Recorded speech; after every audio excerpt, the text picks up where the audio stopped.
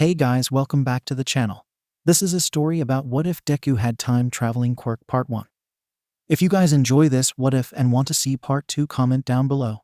And let me know before I start. Please do support for more awesome content and leave a like.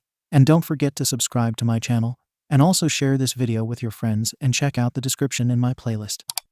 The author of the story lightningstormtc from 𝐴𝐿3. So let's start the video. Midoriya Izuku stood over the dead body of Shigaraki Tamura in a bitter victory. 20 years of blood, death, and war had led to this moment. The moment where they finally won. Midoriya fell to his knees and sobbed. There were no cameras pointed at him, no onlookers, no heroes, nothing. Everyone was gone, either evacuated or killed. Midoriya had nothing left. 36-year-old Midoriya Izuku was the only one alive in Hosu City. He damned himself for being so weak. He was strong, but not strong enough. Not strong enough to save Ochako, Todoroki, Kaken. They were all gone. Suddenly, Midoriya could feel one for all resonating inside him. He looked up to see a blonde figure looking down at him. No, it wasn't All Might. It was the one wielder Midoriya has not met yet. The first wielder of One for All. Hello, Midoriya, the first spoke. It was a gentle voice. A gentle voice that radiated justice. Congratulations for ending the line of All for One. It was for nothing, Midoriya shouted. He didn't care about who this person was. He had nothing left to lose. He was alone. All of his friends were dead. He had no reason to fight anymore. They're all dead. I know, the first whispered. Midoriya was taken aback by the sorrow in the first voice. That's why I'm here. I can give you a second chance. A second chance? Midoriya asked, curious. Again, he had nothing to lose. He would do anything to see them again. I can send you back in time, the first stated. With All for One gone, I can channel his power and grant one wish. You know what I'm going to say, Midoriya stood up, reaching his full height. He was as tall as All Might, his hair and his eyes black, which happened sometime during the war when he unlocked his 6th quirk. Just do it already. Very well, the first stated. I can only bring you in your adult form back. I will bring you back to the time when you're 6 years old. What happens next is up to you. Farewell. The first raised his hand as power started to form in front of Midoriya. He stared at the ever-expanding mass of energy in front of him before everything went white. Midoriya woke up in an alley in his hero costume with his civilian clothes underneath, just like always. His hero costume was a lot like how it was as a teenager, except for the fact it was pure black to complement his new hair and eye color. He took off his costume and walked out of the alley. The first thing he needed was an ID and a place to stay. He needed to decide on a name. Midoriya almost instantly knew what he would go with. 𝐀𝐦, the Black Sacrifice. It seemed fitting. Midoriya, no. 𝐀𝐦 chuckled to himself as he walked off. He needed to prepare to meet his younger self. He needed to train him. Prepare him for One for All. He could do this. He could save everyone. A couple years later, 𝐀𝐦 had solidified himself as the 24th top hero. He decided to go with the hero named Black Lightning, as his full cowl also adapted to his different color. He has only been using One for All, but he did have other quirks. He was moving into his new apartment today. He would be moving into the apartment next to the Midoriya's. 𝐀𝐦 wanted to keep track of his younger self and slowly ease himself into a stronger body, so he would be more prepared for One for All. He walked up the stairs and entered his new apartment. His boxes already there thanks to the moving crew. Now came the boring part. After 3 hours of painstakingly boring unpacking, 𝐀𝐦 decided it was finally time to meet his neighbors. He grabbed the plate of cookies he had baked in goodwill and headed to his next-door neighbor's place. He took a deep breath and knocked on the door. 𝐀𝐦 thought he would be ready to see his mother, but he was dead wrong. A wave of emotions hit him full force when the chubby woman opened the door. Midoriya 𝐬𝐭, 𝐀𝐦's mother. The one that was decayed right before his eyes by that monster Tamura. 𝐀𝐦 managed to keep a straight face as he looked down at the woman. Hello, he managed. After all these years, Kiro never managed to get past his social anxiety, especially when the numbers started thinning during the war. There weren't many people to talk to. I'm 𝐀𝐦 𝐍𝐨𝐭, your new neighbor. Please accept these cookies as a gesture of goodwill. 𝐴𝐻𝐸 smiled, practically melting Kiro's heart. God, he missed this. 𝐷𝗵𝗃 𝐴𝐻𝐸, the woman introduced herself, gingerly taking the cookies from Kiro. It's a pleasure to meet you. I'm sure 𝐬𝐸 will love these. Speaking of which, I'll be right back. 𝐴𝐻𝐸 closed the door for a couple seconds before opening it again, a small, shy broccoli head in tow. The shy expression instantly morphed into glee as he looked at Kiro. Oh my gosh, you're Black Lightning, he squealed, making Kiro smile softly. He was so small and adorable. Can I have your autograph? Sure, little man. Kiro knelt down and took out a small paper and pen he always had on him, considering he never had a mask on when he worked. He wrote down, never give up. Always follow your dreams. Black Lightning, and gave it to 𝐬𝐸. Here you go. 𝐬𝐸 squealed again as he ran off, probably to glue it into his journal next to Kiro's entry, knowing him. I'm really sorry about 𝐬𝐸, 𝐴𝐻𝐸 said, a hint of pink on her cheeks. He's a huge fan of heroes. No problem, Kiro smiled softly at 𝐴𝐻𝐸. It's always nice to know that I inspire people to become the best versions of themselves. I'll see you around, Midoriya-san. I have to go patrol. With a small wave, he walked back to his apartment. Kiro didn't actually have to patrol at that moment. He just needed time to sort out his thoughts. Later that night, a huge, stony villain with oars for a body could be seen destroying the building of a lone shark. People were running in fear, but the ceiling collapsed, about to crush 2 people. Before that could happen, though, a flash of black and yellow zoomed by, saving the 2 people. I am here, Black Lightning and All Might shouted as one person in each of their arms. They placed the people down and let them run off as they looked at each other and smiled. Ah, Black Lightning, I've heard a lot about you. It's a pleasure to finally meet you. All Might shouted, smiling brightly. Pleasure's all mine, All Might-san. Black Lightning smiled at him before turning to the villain. But let's save the chat for after we deal with this villain. Agreed. All Might boomed as the 2 rushed the villain, Black Lightning punching the villain's gut and All Might punching his face. The battle was over before it began.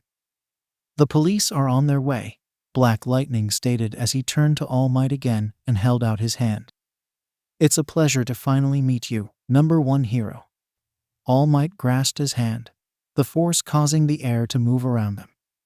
That's a mighty grip you got there, Black Lightning. Same with you. Black Lightning smiled as they shook and let go. I'm going to go back to patrols. I'll see you around. With a flash of Black Lightning, he was gone. Kiro was getting his mail when he saw a dejected 𝐬𝐸 walking past him. Is there something wrong, little man? 𝐬𝐸 looked at him with sad eyes. Do you think I can become a hero? What are you talking about? Kiro smiled at him. Anyone can become a hero, little man. What's your quirk? I don't have a quirk, 𝐬𝐸 said sadly. Of course, Kiro already knew, but he couldn't reveal that. That's why people think I can't become a hero. Bah, nonsense, Kiro boomed, his smile not faltering. Like I said, anyone can become a hero. Say, do you want to become a hero? 𝐬𝐸 looked at him, confused, then with determination. Of course. Meet me at the beach after school tomorrow, okay? Kiro knelt to 𝐬𝐸's height. It was time to start. If All Might wouldn't select 𝐬𝐸 as his successor this time around, he would be Kiro's. 𝐬𝐸 will be getting a quirk. Kiro swore it. A hero needs a big, strong body to fight the bad guys. I'll talk with your mom, and we'll get that body of yours in shape. You can become a hero. Quirk or not, as long as you stay determined and follow your dream, anything is possible. You can't be a hero without a quirk. Midoriya's idol, All Might, right there, shot down his dream. Why don't you become a police officer? Being a hero is dangerous. Being a hero can be very dangerous. The scrawny man sighed and went down the stairs. Midoriya stood there, a blank expression on his face. Even if All Might didn't believe him, he knew he had someone who did. Black Lightning, otherwise known as 𝐀𝐦 𝐍𝐸, number 7 hero, has been training his body and mind to become a hero. Midoriya followed his idol down the stairs and exited the building as he saw a crowd.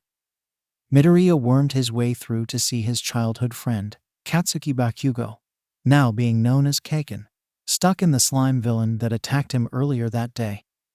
Without thinking, Izuku ran up and plunged his hand into the slime creature before tugging as hard as he can, pulling out 𝐀𝐦. Oi Deku, what the foo? 𝐀𝐦 was cut off when the slime monster grabbed both Izuku and 𝐀𝐦 and started to absorb the two as he started to laugh maniacally. As Izuku's vision starts to be enveloped by sludge, he could hear a voice yell, "Detroit Smash!" Izuku found himself free as All Might was there to save him. "Fucking Deku!" 𝐀𝐦 yelled at the boy, ignoring all the heroes standing around him. "I didn't ask to be saved. I don't need some quirkless loser looking down on me." 𝐀𝐦 stalked away, obviously mad before Izuku could protest. "What were you thinking?" Death Arms ran over to the boy to scold him. "Do you know how dangerous that was?" "I know," Izuku said calmly as he looked the hero in the eye. "I don't regret my decision at all. I saw someone who needed to be saved, and that's all that mattered." All Might looked at Izuku in a whole new light as the boy walked away, a proud expression on his face. Izuku was walking home as he saw a familiar, scrawny man waiting for something. "Young Midoriya," All Might said, grabbing his attention. "Why, yes, All Might-san?" Izuku asked, the adrenaline high already gone, so it was back to the stuttering. What it is it that you need?" "You know, those actions you did earlier. Even though you were quirkless, you did what the top heroes would do." "Moving without reacting," All Might said. He looked at him, his black eyes filled with determination. "With a mindset like that, I'm sure you can be a hero. Meet me at the beach tomorrow morning." Izuku woke up early that morning and leaving a note to his mom that he was going to train with 𝐀𝐻. Of course it was a lie, but 𝐀𝐻 has approved of 𝐀𝐻 years ago, as he assured her that this would be only beneficial to him. Speaking of Black Lightning, Izuku was really excited to tell him about the events that transpired. But he was nowhere to be seen all day. Izuku saw All Might walking towards the beach as well. "All Might-san?" "Ah, young Midoriya," All Might said. He was in his scrawny form, as he didn't want to attract the press. "Let us walk to the beach. We need to start your training." Izuku nodded silently. He didn't know what 𝐀𝐻 would say, but he hasn't seen him and Midoriya just figured he would tell the bulky hero later. To the young man's surprise, he saw the number 7 hero staring off into the horizon. "Hey, little man," he said as he turned around. "Ah, Toshinori-san, I take it you're here to train my student." "Why, you know he's—" Izuku started, but was cut off by 𝐀𝐻. "All Might's consultant," 𝐀𝐻 finished. "I've seen him a couple times while working with All Might-san. Anyways, I have some business to deal with. I'm still expecting to see you after school, little man." 𝐀𝐻 walked over to the pair and put his hand on Izuku's shoulder and looks at Toshinori with a soft smile on his face. "I never expected you to take on a student. I'm trusting you with him, okay?" All Might nodded, and 𝐀𝐻 smiled wider as he walked off. All Might looked at the man skeptically, but decided to ignore it for now. After all, he had a student to teach. 5 months later, it was time. The previous training that 𝐀𝐻 did with Izuku helped immensely, as Izuku's body was already well developed. As All Might hands Izuku his hair, he beams at him with that signature smile of his. "Be sure that no one learns that you got this power from me. There are a few people who know, but no one more should learn." "Does Black Lightning know?" Izuku asked. 𝐀𝐻 was practically the cool uncle Izuku never had. Izuku wanted to tell him, but he understood the dangers of that knowledge. "He does not," All Might simply stated. "After school, Izuku went to the beach to train with 𝐀𝐻, as usual. 𝐀𝐻 was standing, staring at the horizon, just like that day 5 months ago. He almost never does that. He only did that when All Might started teaching him. "Ano 𝐀𝐻-san?" Izuku asked, causing 𝐀𝐻 to turn around. "Are you okay?" "Yeah," 𝐀𝐻 said. "I'm just thinking about how I should help you with your quirk." How did you know I have a quirk?" Izuku sputtered. He had only gotten his quirk today. No one should have known about it. Not even 𝐀𝐦, or even his mom knows about his new quirk. "I have my ways," 𝐀𝐻 simply stated. "Anyways, that smash shit that All Might was teaching you. Don't do that. All Might was a prodigy with his quirk. Your body hasn't adapted to the quirk, so if you focus it on one spot and attack, you'll wreck your arms. Only use it as a last resort." How did 𝐀𝐻 know so much about One for All? All Might said 𝐀𝐻 shouldn't even know about, much less how to use his quirk. Before Izuku could say anything, 𝐀𝐻 continued. "Try focusing the quirk on your entire body. Think of it as like a buff in a video game. Try to control it, though. No more than, say, 5%. Any more as of now and your body will start to break under the power." Izuku had a lot of questions, but decided to try it out. He concentrated on the power deep inside him, and focused on channeling it on his entire body. His body started to glow and green sparks started to crackle around him. "Good, now try attacking me," 𝐀𝐻 said, his arms crossed. It wasn't uncommon for Izuku and 𝐀𝐻 to spar. Izuku dashed at 𝐀𝐻, but was taken by surprise by the force of the movement, and flew a few feet into the water as 𝐀𝐻 sidestepped and dodged his attack. 𝐀𝐻 snickered inwardly as Izuku dragged himself ashore. "You knew that was going to happen, didn't you?" "Yup," 𝐀𝐻 said, smiling. "Now we'll spend the next 5 months getting you familiar with your power at only 5%. No going further until I say so." Izuku sighed and called for the power again, preparing to attack his mentor. "All right, let's do this." After a couple hours of training, Izuku laid on the ground, panting as 𝐀𝐻 stood over him, no small amount of pride on his face. "Good job, little man," 𝐀𝐻 said as he offered Izuku a hand. As 𝐀𝐻 pulled him up, his expression went serious. "One thing that I need you to do is not tell All Might of my knowledge of One for All. If he finds out now, then we'll probably get into a whole den of trouble that we don't want to get into now. I promise I'll tell him, but I'll do it when I'm ready." Izuku nodded at 𝐀𝐻, and the tall man smiled again.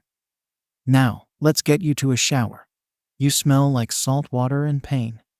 Izuku chucked slightly and punched 𝐀𝐻's arm playfully as they started for home. 5 months later, it was time for the exam. Izuku was feeling confident about the exam. He had been training diligently with All Might and 𝐀𝐻 and managed to get to 6% full cowl, as 𝐀𝐻 had dubbed it.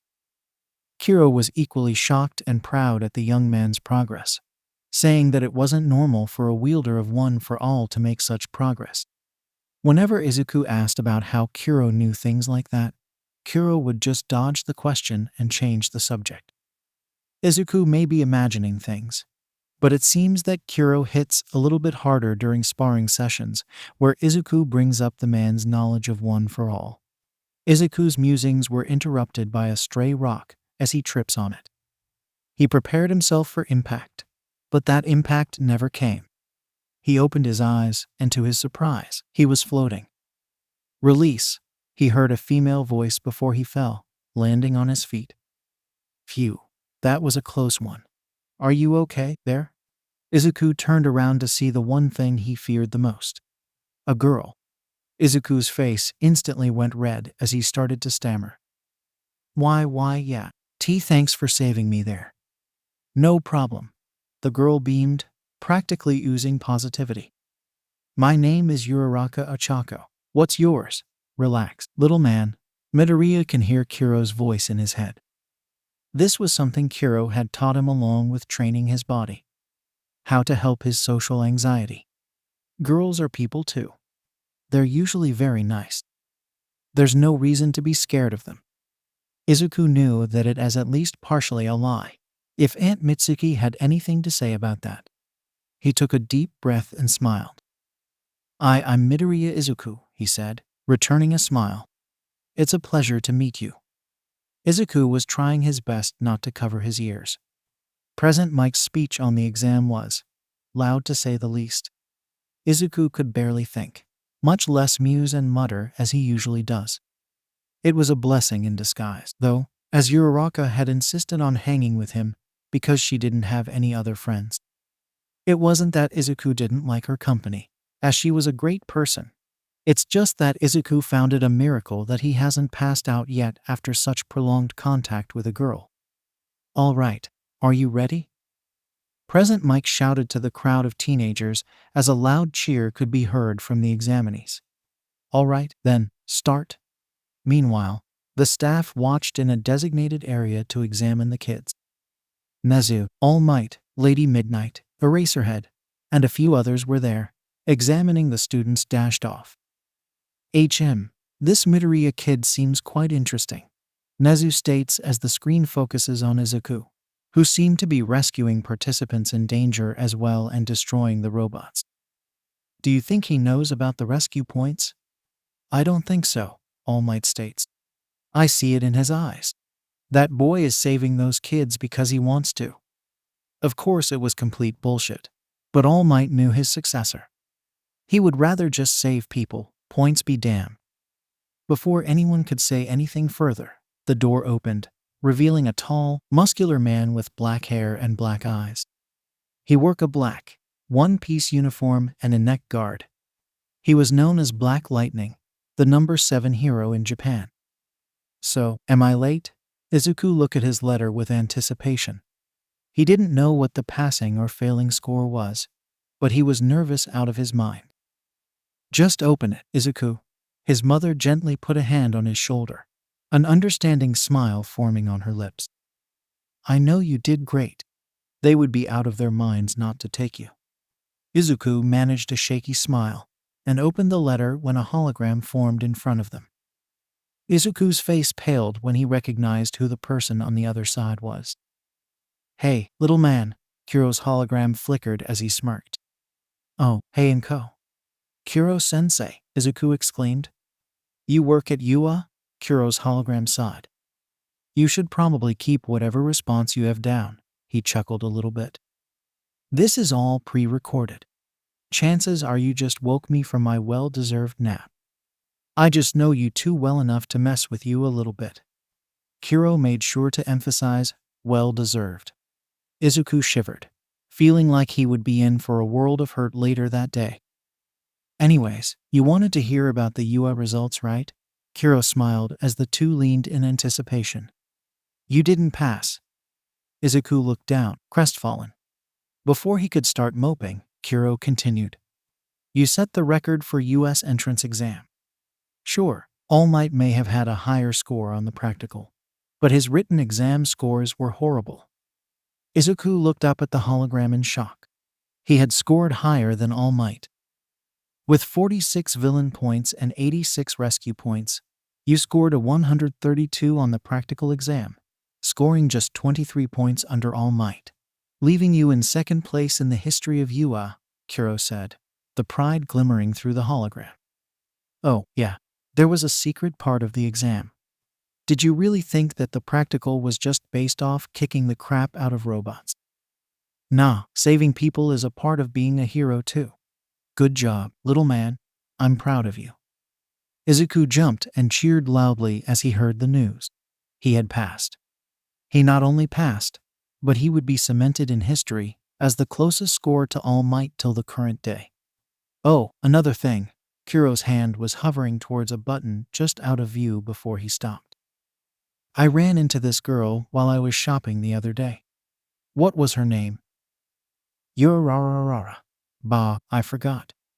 She saw us walking home together and asked me to thank you for saving her from that big, bad zero-pointer during the exam. Izuku's face turned beet red as his mother gave him a quizzical look. A girl? She asked teasingly. Why didn't you say anything? Mom, Izuku sputtered, looking at her with a betrayed look. It's not like that. Relax, I'm just teasing, the 𝐬𝐻𝐬 hologram said. But she really was thankful. You saved her when everyone else was too busy looking out for no one other than themselves. You really acted like a hero during the exams.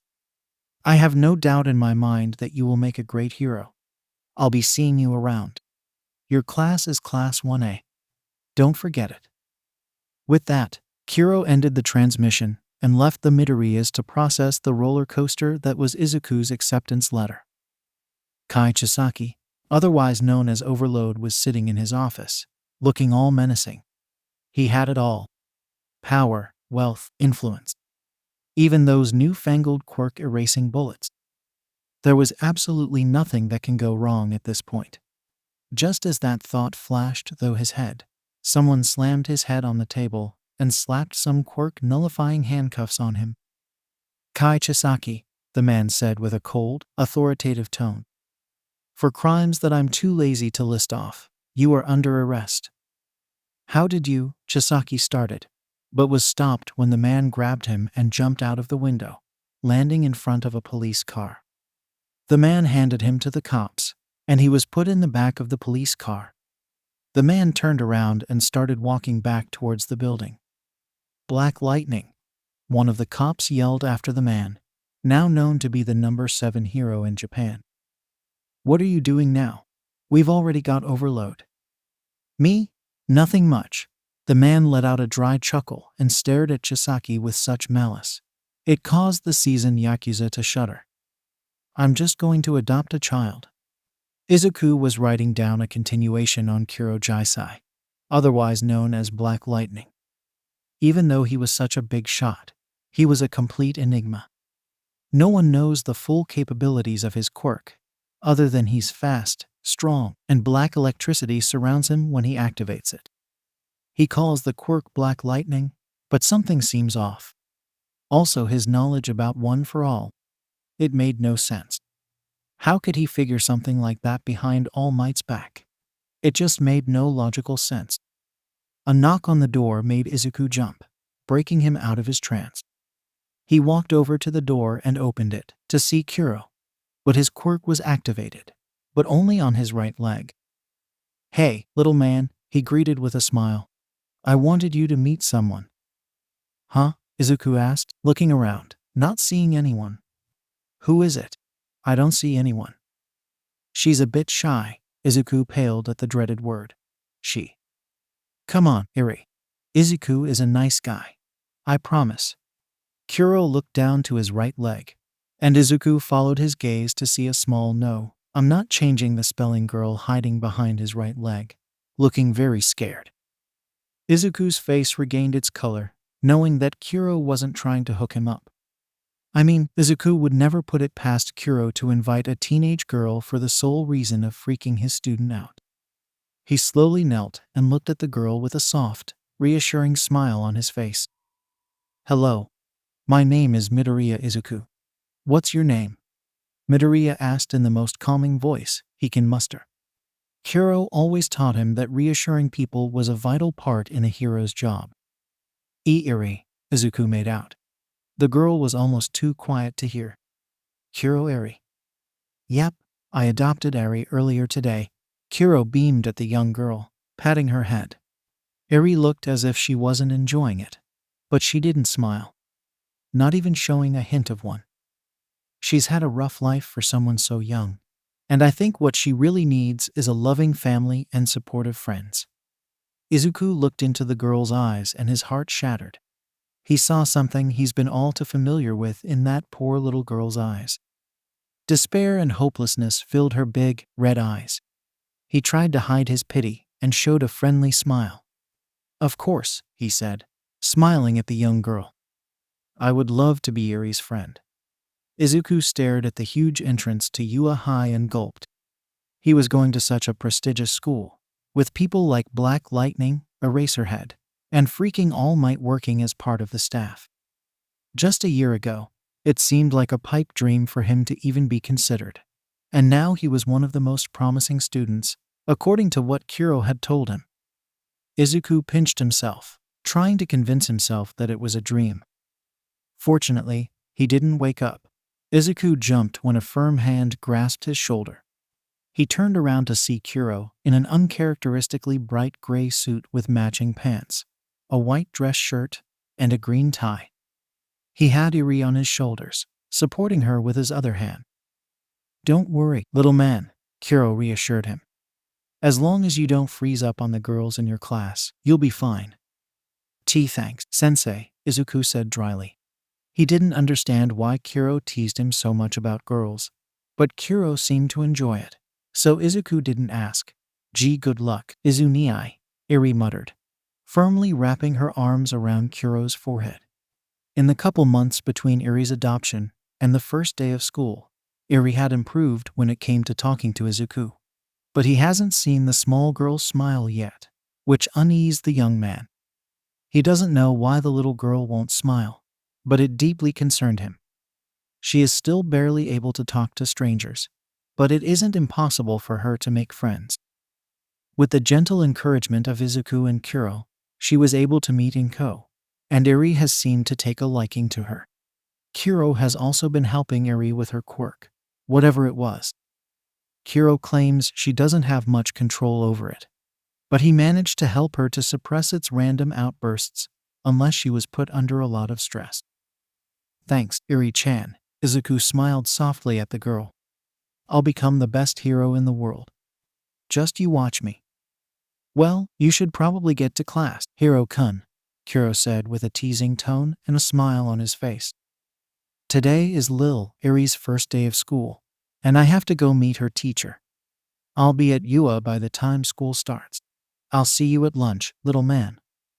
𝐬𝐻𝐻 nodded and 𝐀𝐦 held his fist out. 𝐬𝐻𝐻 held out his as well, and the two 𝐬𝐻𝐻s bumped fists before 𝐀𝐦 turned around and walked away.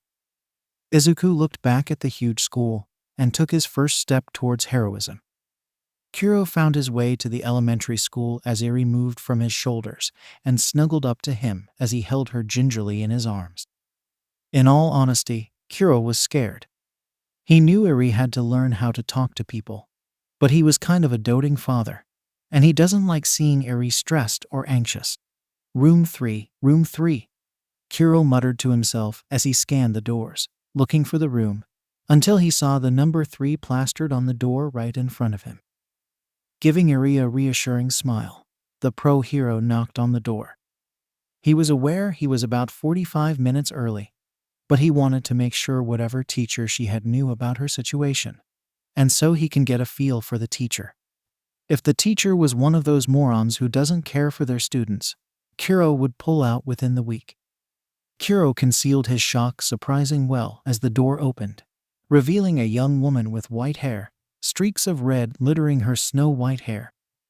𝐀𝐦 remembers Shoto's older sister 𝐲𝐬𝐬 all too well. 𝐲𝐬𝐬 was the one to take care of all the kids during the war, and was an emotional pillar to all of the heroes. Well, that was until Shigaraki decided to target the next generation. "Hello, miss," 𝐀𝐦 smiled softly at the young teacher. "My name is 𝐀𝐦 𝐍𝐵, and I'm here for my student here, 𝐀𝐦 𝐸𝐸. "Ah, it's nice to meet you." 𝐲𝐬𝐬's sweet smile filled 𝐀𝐸 with nostalgia of times when he, Shoto, and 𝐲𝐬𝐬 would sit together and have soba.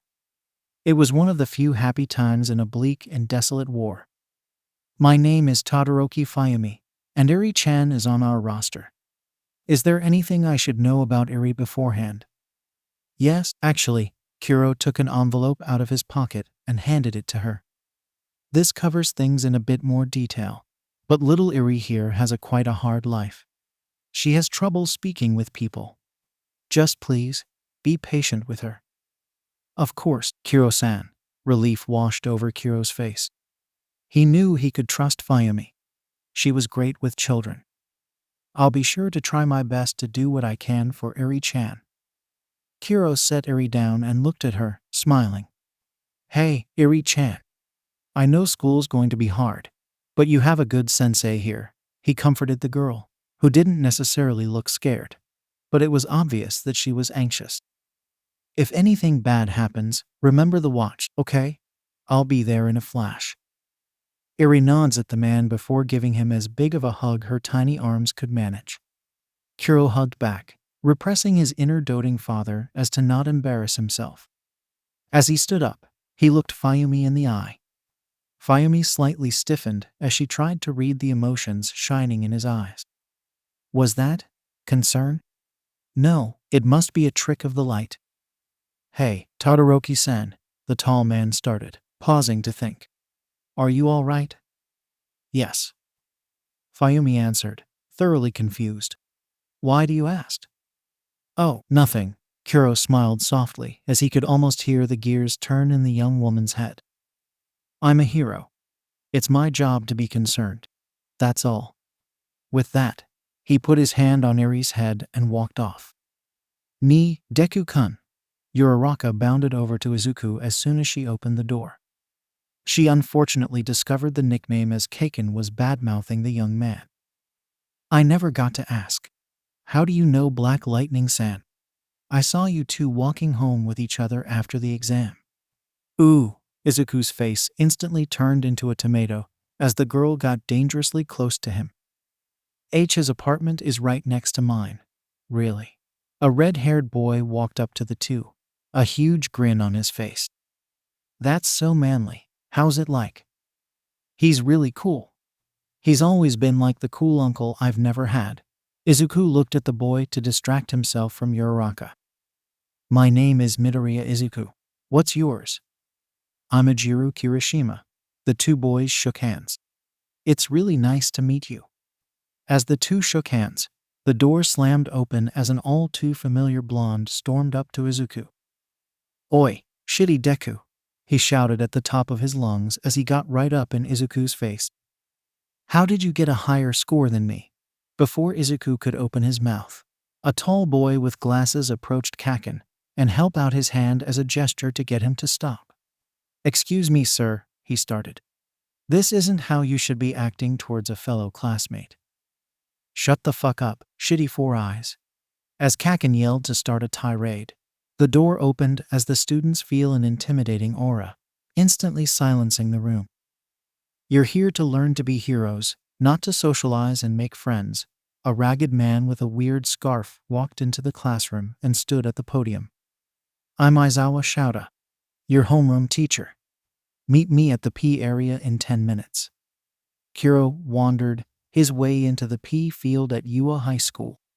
He was excited to see Izuku's result. Why?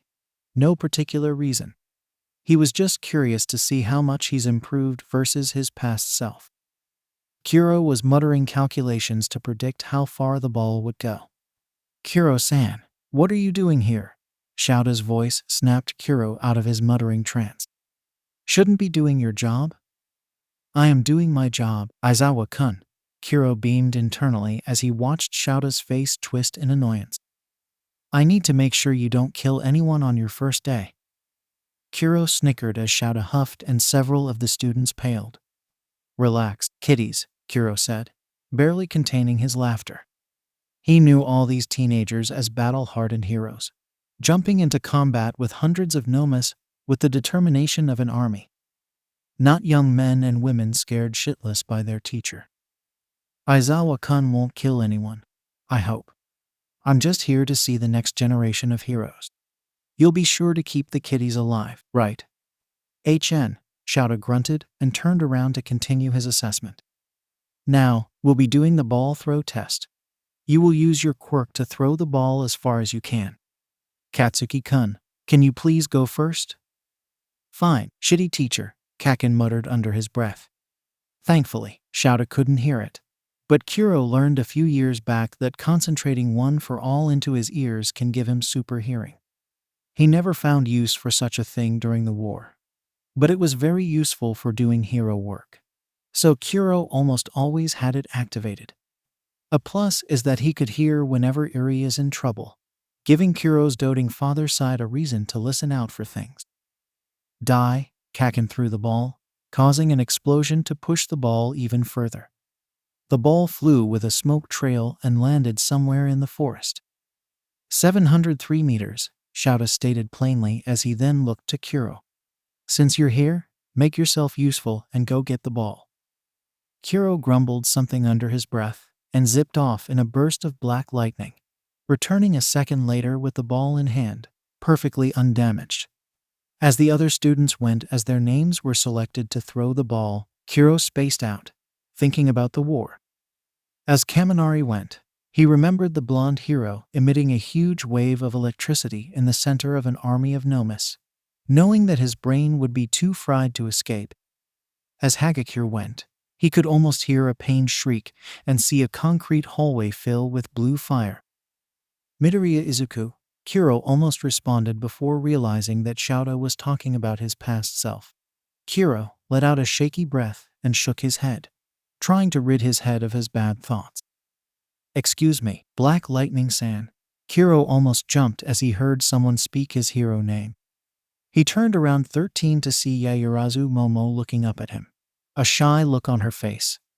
"Are you all right?" Kiro smiled at the young woman, remembering how kind she always had been, even during the bleakness of war. "Don't worry about me. Just thinking," Kiro said softly. "May I ask your name?" "Yaoyorozu Momo," Momo said softly.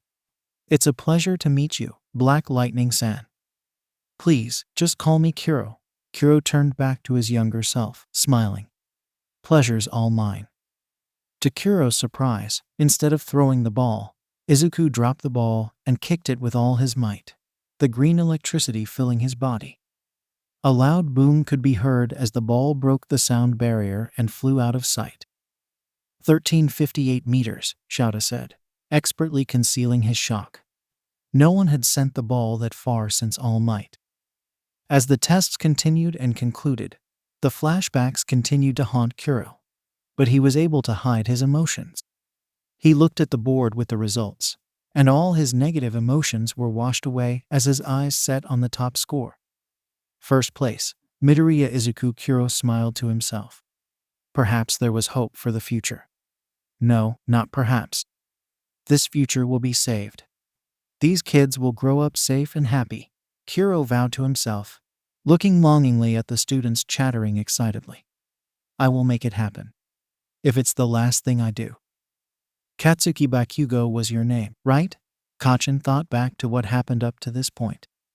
Out of absolute nowhere, one of his idols, Black Lightning, a hero that he only puts All Might above, just approaches him out of nowhere.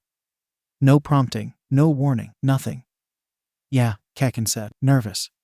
He knew when not to be a prick, and now was one of those times. "Is there something you need?"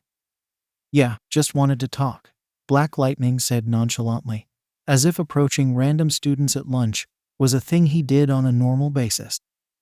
"Wanna eat at my office? I won't take up too much of your time." Kacchan nodded and followed Black Lightning to his office. What he saw when he stepped in was interesting to say the least. The table was completely empty, but that was probably the only orderly thing in the office. A large corkboard was on the wall, filled to the brim with messy papers and sticky notes. Papers were scattered all throughout the floor and Black Lightning's desk. "Make yourself at home," Black Lightning's deep, yet relaxed voice brought Kacchan's focus back to him.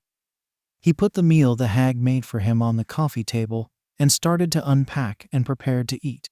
"You know that kid you dubbed affectionately as Shitty Deku is my neighbor, right?" Kacchan looked like he was about to spit out food. He didn't even start eating yet. "Why would you tell me that?" Kacchan shouted.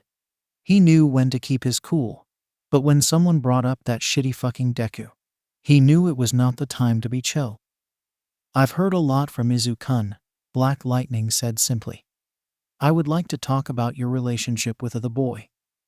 "What do you want to know?" Kacchan yelled at him, still apoplectic. "He's a good-for-nothing piece of shit." "Do you know why he was able to beat you in both the exam and the assessment?" Kacchan froze. He was right.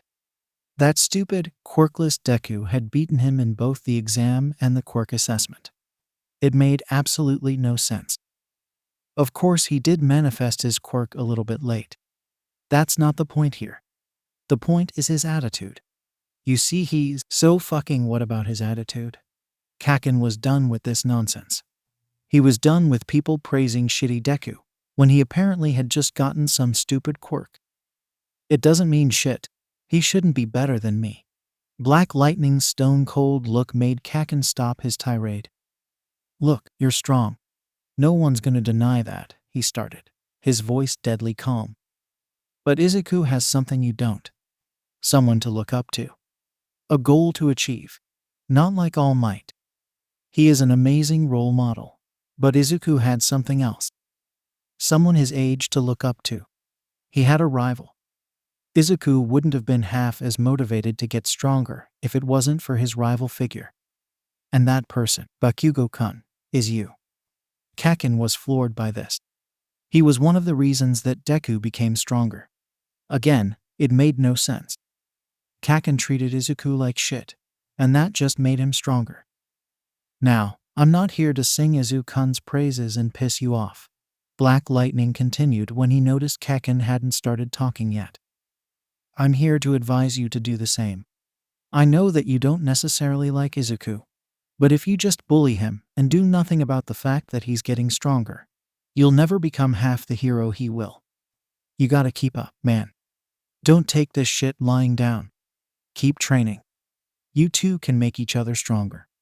Becoming a hero isn't about you, and it isn't about him. It's about saving people, and if you have to tolerate someone you don't like to become stronger and better and saving those people, then that's what you gotta do." Black Lightning stood up and walked up to 𝐻𝐭 and put his hand on his shoulder. "Katsuki Bakugo, you're destined for great things. You have so much potential, but your mind is closed off. You can only achieve so much without opening up and allowing others to help you. As a hero, you'll never be alone." Black Lightning took his hand off 𝐻𝐭's shoulder and walked to the door before pausing. "Think about what I've told you today. If you need any sort of help, please reach out. I'll help you in any way I can." Aizawa Shouta was having a rough week. Along with having a bunch of problem children, he had Kuro Jisai constantly shadowing his class. He didn't know why Kuro was so interested in him and his class, but it was really annoying. He would be there before class, laughing and chatting with the students, pulling out random students during class, and sometimes even randomly walk into the class and sit in, ruthlessly teasing the teacher as he tried to do his job.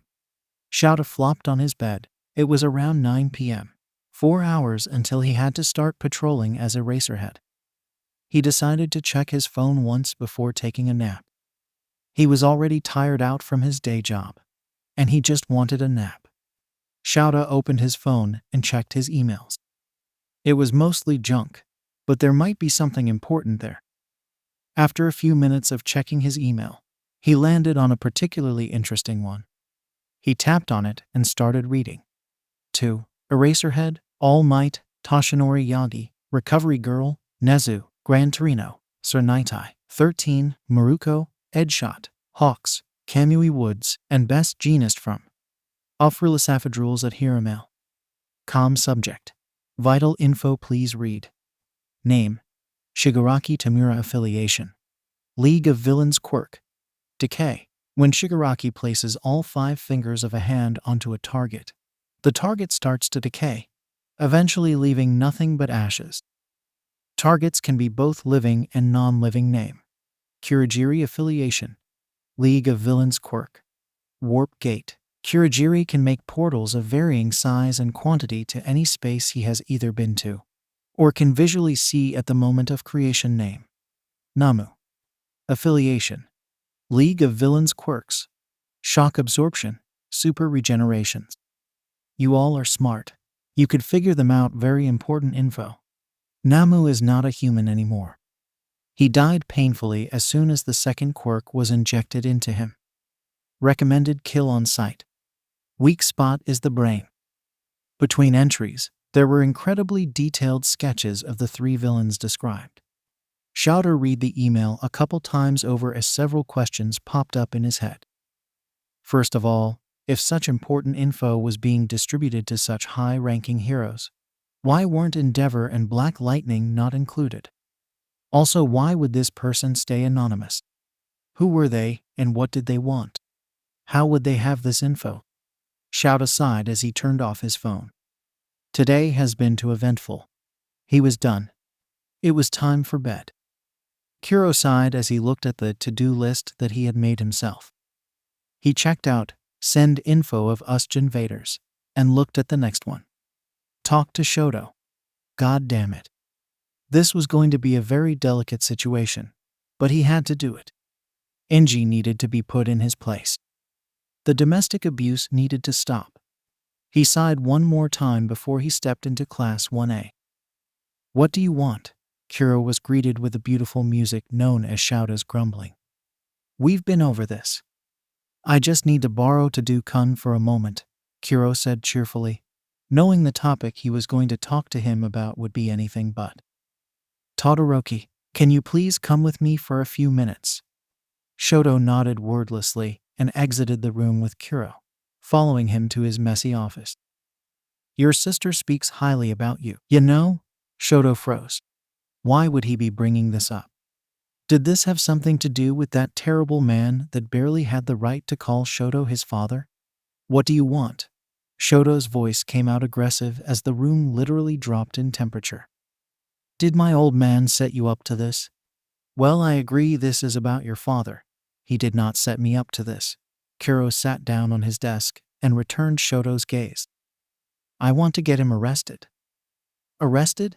𝐲𝗏's deadly gaze softened as he tried to wrap his head around the situation. Why would you want to get a co-worker arrested? I couldn't give two shits about 𝐀𝐦. Kuro sighed and massaged his temples. Your father is a piece of shit for treating you and your siblings like that. And I owe 𝐓𝐢𝐬𝐬 one for treating my daughter so well. Did she tell you about this? 𝐲𝗏 asked warily. He didn't want someone he barely knew to step into family matters. But part of his was screaming for help.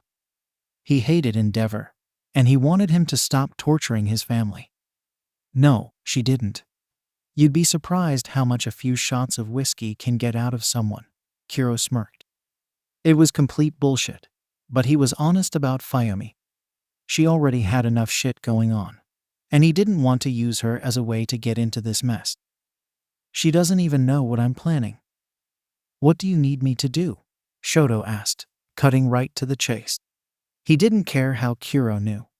He just wanted his father put to justice.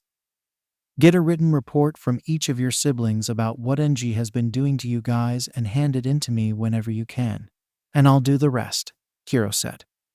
Also make sure 𝐓𝐢𝐬𝐬 doesn't find out it's me behind this whole operation. Poor girl already has enough on her mind. Eri-chan can be quite the handful. 𝐲𝗏 nodded and Kuro smiled and stood up, putting his hand on 𝐲𝗏's shoulder. You're a good kid, Todoroki-kun, he started. I can tell you're going to go places. Not for him, but for you. Just know that here, you have friends. Your classmates care about you, and they would curse 𝗫𝗏𝗏's name if they knew what he did to you. You don't have to go through this alone. We're all here for why. Kuro was cut off by the alarms. He muttered something under his breath and looked at the young man. Go to your class, Todoroki-kun. Standard evacuation procedures. Kuro started to walk off. I have a meeting to get to. Everything was according to plan. Shigaraki Tamura and Kurogiri walked through the empty hallways, looking through each room to find the databases of UA High. The press has caught everybody's attention, and now they had the chance they need to swipe the info on where All Might would be the next day. As they turned a corner to another room, he saw something being tossed towards him. A pen drive. Shigaraki caught it and looked to where it had been thrown from. To his horror, he saw Black Lightning standing there, leaning on a wall with his arms and legs crossed. I'm not here to arrest you, Black Lightning stated, the fury present in his calm tone. The info you're looking for is in there. Why are you helping us? Shigaraki asked warily. Aren't you supposed to be a hero? Please, you would have gotten the info anyways. Let's not kid ourselves here, Shimoto-kun. Shivers went down Shigaraki's spine as he heard his birth name. I'm here to warn you. If you're going to go through with that plan, you will fail. We will kick your asses to kingdom come. Good to know, Shigaraki stated, scratching his neck. I'll turn you all to dust, then. With that, Kurogiri created a portal and teleported the two away. Kuro sighed and zipped away to meet the others. Shigaraki appeared in the next room over, heaving a sigh. Like hell he was going to trust the info a hero gave him. He and Kurogiri continued their search, eventually getting the info they needed. While they were there, they decided to use the computer to check what was on the drive Black Lightning gave them. If it was a virus, Yua would be the one to suffer. To their surprise, it was actually the info they wanted. Where All Might would be the next day. Shigaraki huffed as he ordered Kurogiri to take them back to their hideout. Izuku Midoriya was anxious. He had a field trip today, but he didn't know where or what they would be doing. He was happy to have friends now, but also perplexed as Kakin didn't seem to bully him as much. It was still there, but Kakin wouldn't rag on his nearly as much as usual. Uraraka, as bright and cheery as ever, didn't really know the meaning of personal space, causing Izuku to almost faint whenever she would give him a hug. Kirishima also proved to be a great friend as well as he, Midoriya, Kaminari, and Shiro would often go to the arcade together after school. Izuku was on friendly terms with almost all of his classmates. All of them except Kakin for obvious reasons and Todoroki Shoto. He didn't know why he couldn't approach the young man, but he was always so quiet and cut off from reality. Izuku couldn't seem to talk to him at all, no matter how much he tried. A tap on the shoulder made him jump and yelp. A tick appeared on his forehead as he heard Kuro's loud, booming laughter from behind him. "What do you want, Kuro-sensei?" As he turned around, Kuro's face became serious. It was unsettling. Kuro was almost always this easygoing and relaxed man. Seriousness didn't fit with him. "Take this, Izuku," Kuro said, handing him a wristwatch. "See that red button on it? If things go wrong, press it. I'll be there in a flash." Izuku nodded, and Kuro's door opened, revealing an adorable Iri with her hands on the straps on her backpack. Her usual shy face replaced with a look of determination and will. Kuro beamed as he picked up the young girl, her determined face morphing into shock as she whined in protest. "Dad, I'm big now. You don't have to carry me to school anymore." "Just because I can't doesn't mean I won't, little lady," Kuro smiled at the girl. "Now, let's get you two to school. After all, the both of you have a big day ahead, Deku-kun." As soon as Izuku opened the door, he was greeted with Uraraka flying over to him using her quirk, quickly wrapping her arms around him. "Are you excited for the field trip?" You Uraraka-san." "Too close," Izuku sputtered, his face tomato red and his arms flailing wildly. "Ah, I see my little man already has gotten himself a girlfriend," Kuro mused, stepping into the room, patting Izuku on the back. "I knew you were attractive, but I didn't think you'd be such a ladykiller, Izuku-kun." At those words, Uraraka instantly slid back several feet, her face just as red as Izuku's. Kuro-san, it's not like that." "No need to be shy, children," Kuro snickered. "I'm sure you and Inko would get along swimmingly." "What are you doing here anyways, Kuro-sensei?" Izuku asked the older man. "Don't you have security stuff to be doing?" "Oh yeah, I'm chaperoning your little field trip," Kuro said. Apparently an outside source warned Nezu to be on the safer side with this field trip. There's a chance something might happen. Even if it's low, Yua doesn't want to take any risks. "Ah," Izuku said to himself as Tenya Ida walked into the classroom. He instantly noticed Kuro and Brisk walked over and bowed. "It's a pleasure to see you again, Black Lightning-san," Ida practically shouted. "May I ask what reason you are visiting today?" "For the last time, Tenya-kun. Call me Kuro," Kuro said softly. "Also, I'm going to be coming with you on your field trip and make sure everything goes fine." Before Ida could continue, Kuro walked over to Momo, who was shifting uncomfortably in her seat. "Nervous, Yaoyorozu-chan?" "Ah," Momo looked up at Kuro. "Just a little bit." "Don't sweat it," Kuro smiled softly at the girl. "You're a very capable young woman. Whatever happens, I'm sure you can deal with it." Thanks," Momo blushed slightly at the praise. A lot of the WhatIf students were still getting used to such a high-ranking hero popping in and talking so casually with them. It seemed surreal to the teenagers. Even more so than All Might, because he was always out and about. 𝐀𝐦 always seemed to be open and free to talk to the students, constantly dropping by to say hi and to check in on the students. 𝐀𝐦 then turned to see Shoto handing him an envelope. "Here's what you asked for, 𝐀𝐦-san." 𝐀𝐦 took the envelope before zipping off and returning within a second. The envelope nowhere in sight. "Thanks, Shoto. I'll see that this gets processed immediately." For the first time ever, Izuku saw Shoto smile, even if it was only the faintest bit. Izuku was perplexed at 𝐀𝐦's charisma, being able to strike up a conversation and work things out seemingly out of nowhere.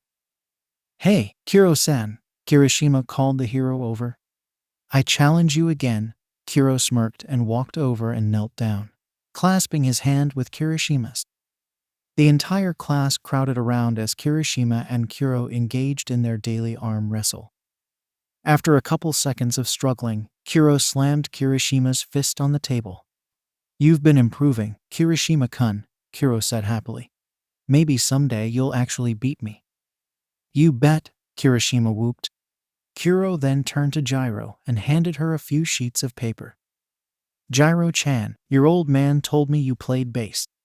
We still jam every now and then." 𝐀𝐦 smiled at the girl. "Here are a few tabs that I thought you would be interested in." "Thank you, 𝐀𝐦-san," Gyro mumbled, neatly putting the music in her backpack. Before 𝐀𝐦 could talk to anyone else, Shoto walked into the room. "All right, we're going to be doing rescue training at 𝐡𝐤 today. The buses are already in the lot. Be out there in 5 minutes." The kids excitedly filed out of the classroom and 𝐀𝐦 snickered as he felt Shoto's glare on him.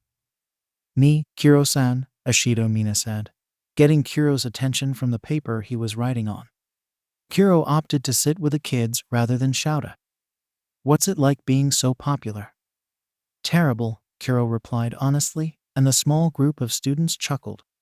The group consisted of Izuku, Uraraka, Tsuyu, Yaomomo, Kirishima, Kaminari, Mina, and Hagakure. "Sometimes, I'm just trying to live my life. Then the press comes swooping in, begging me for interviews."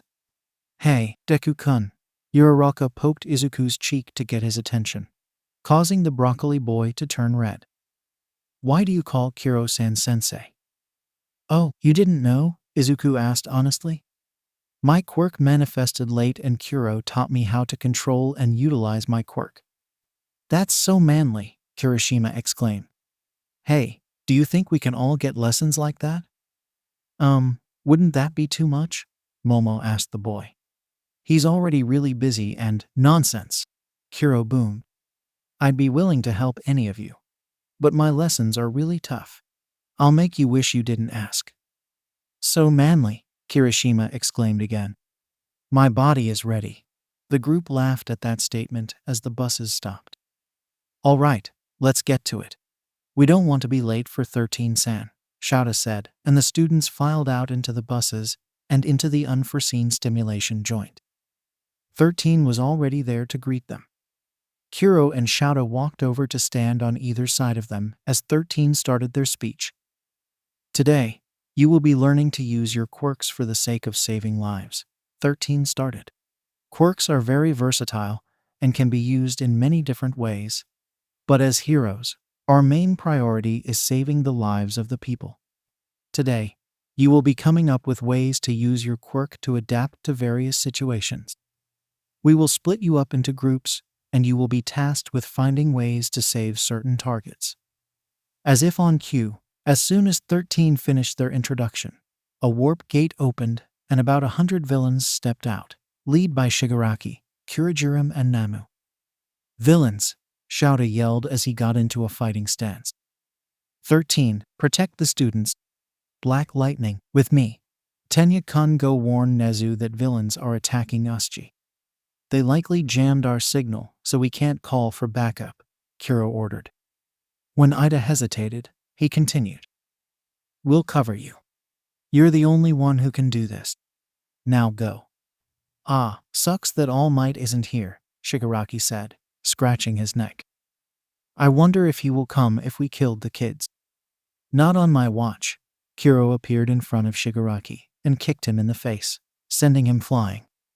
He dashed for Kurogiri, but a portal appeared in front of him. Another portal opened up in the sky a couple kilometers away, and a loud crash followed by a huge cloud of dust could be seen. 𝐬𝐡𝐻 dashed in, jumping into the middle of the small army, his goggles on.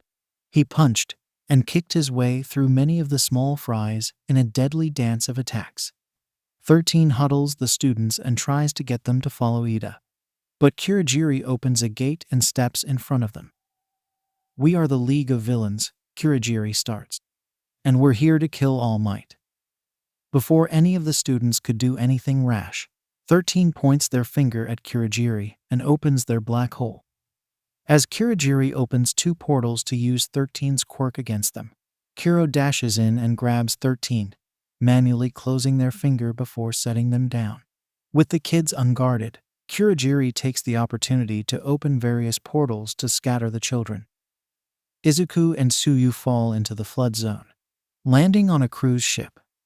One of the villains jumps up and tries to bite off Tsuyu's top half, but Izuku rushes in and punches the villain, sending him flying back into the water.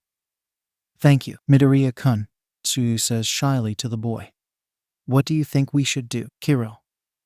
We don't know their quirks or how many of them there are, but I would think that they would be underestimating us, Izuku started. What is your quirk? We need to come up with a plan to get out of here. My quirk gives me the properties of a frog, Kiro, Tsuyu explains. I can jump really far and my tongue is really long and can grab onto things. Izuku mutters a little bit, and then he has a revelation. Tsuyu-san, can you grab me with your tongue and jump as far as you can? I can use the air pressure from my quirk to get us to fly higher. Tsuyu pauses and thinks before nodding. Tsuyu wraps her tongue around Izuku and jumps. By the looks of it, they can only make it halfway there. Izuku mutters for a bit until a shark-face villain leaps out at them. Without thinking, Izuku channels as much of his quirk as he can into his arm and punches the villain. The sheer amount of power and recoil launches the two into the air and sends them flying much farther than they needed to go. Izuku winces in pain as he realizes his right arm is completely busted. 𝐬𝐻 finishes the last small fry villain before staring down Shigaraki Tamura. You must be the leader, huh? I guess you can say that, Shigaraki says as 𝐬𝐻 charges him with his scarf. Shigaraki grabs the scarf, decaying a good chunk of it. Namu. A hulking monstrosity appears behind 𝐬𝐻, about to throw a devastating punch before being hit by a flash of black lightning. Your opponent is me, you fucking monstrosity, Kiro growls deeply as the Namu stands up. Kiro and Namu rush each other, engaging in a furious flurry of punches before Kiro kicks Namu in the face, sending him flying. Kiro then jumps up in the air and floats. He then smashes the Namu to the floor and rocks down, punching the huge beast right where the brain is, crushing it before throwing it out the window. Damn, that was a failure, huh? Shigaraki mumbles as he places his hand on 𝐬𝐻's shoulder, managing to decay the shoulder a little bit before being kicked away. Kurogiri, we're leaving. Shigaraki jumps away as Kurogiri appears behind them. No, 𝐬𝐻 shouts, leaping at them, but it was too late. Kurogiri opens a warp gate, and the two vanish, closing the gate behind them. Almost instantly after they vanish, the window breaks as the number 1 hero jumps into the scene. I am here, he shouts before looking around, confused. Where are the villains? Kiro walks over to the 2 hero, bruises along his face and arms. We dealt with them. They got away right before you got here. All Might's smile wavers but stays strong. At least the situation was handled. As more heroes and the police appeared, they started checking for injuries. Almost everyone was uninjured, save for Midoriya's arm and 𝐬𝐻's shoulder. At the sight of Midoriya's arm, Kiro walked up to him and swatted his head. You idiot, Kiro exclaimed angrily. I told you not to go 100%. Now look what happened. Tsuyu walked up to the two meekly and spoke up before Izuku could say anything. Kiro-san, Midoriya-san saved me, she said meekly. If it weren't for him, I'm not sure if I would be here. Kiro's expression softened as he smiled down at the boy. I'm sorry, little man, I didn't know that. He put a bruised hand on Izuku's head, ignoring his moans of protest. I'm proud of you. Now get yourself to Recovery Girl and pray that there isn't any permanent damage. As Kiro walks away to go check on the other students, All Might looks at him suspiciously. He overheard their conversation, and something was off. How did he know about Izuku's quirk drawing back like that? He has never been injured like that before, and by all means, he shouldn't know that his body isn't used to his quirk yet. Something was definitely off, and All Might was ready to find out what. Todoroki and G almost set the court papers who received in the mail that day. It claimed that he was being sued for illegal quirk marriage, child abuse, child neglect, domestic abuse, and multiple other crimes. What crimes could NG be accused of? He was just raising his kids how he saw fit. Apparently, the stick up his ass went so far, he didn't even realize what was wrong with him. He stormed in each of his kids' rooms, demanding to know if they had anything to do with it. Fayumi and Natsuo were absolutely floored, while Shoto just responded no in his normal monotone voice. NG was throwing a hissy fit in the training room, fire dancing around the room. Out of all the stuff he's dealt with, he's never been sued. Little did he know, he was digging his own grave by throwing a hissy fit instead of gathering evidence, if there was any, to prove his innocence.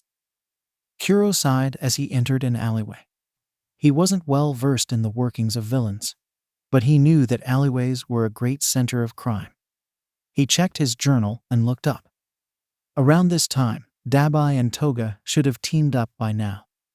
A plan started to formulate in his head as Kuro slipped his journal in one of his abnormally large pockets.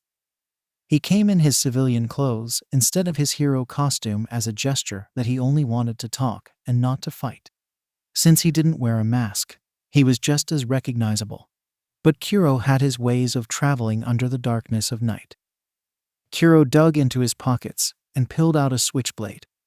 He made a cut on his arm and rolled up his sleeve before dashing through the elaborate maze of alleyways.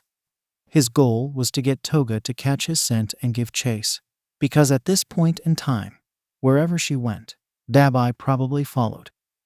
Sure enough, a couple minutes in, he saw a blonde figure rushing towards him. He figured that since there still wasn't much info on him to go around, Toga wouldn't know anyone actually close to Kuro. She wouldn't bother with a disguise.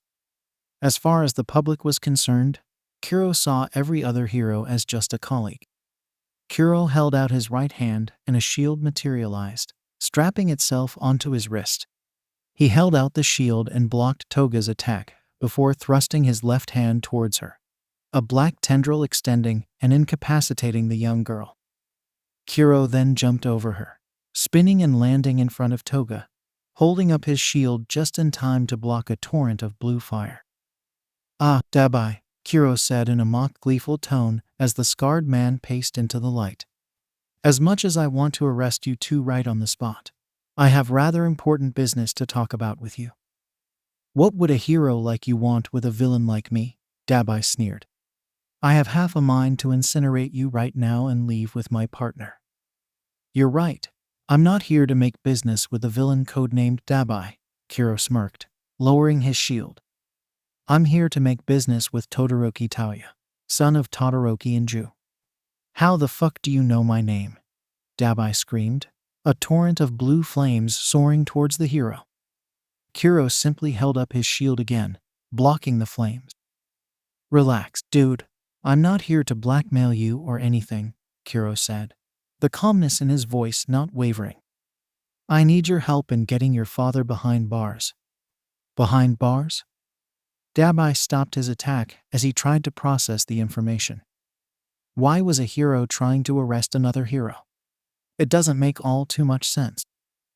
Why would you want that? To be completely honest, your dad is a prick, Kuro sighed. ignoring Toga's squirming and comments about his blood. "Look, man, what he did was fucked up, and I want to give you a second chance. I'll give you and your partner here a chance to walk free once again.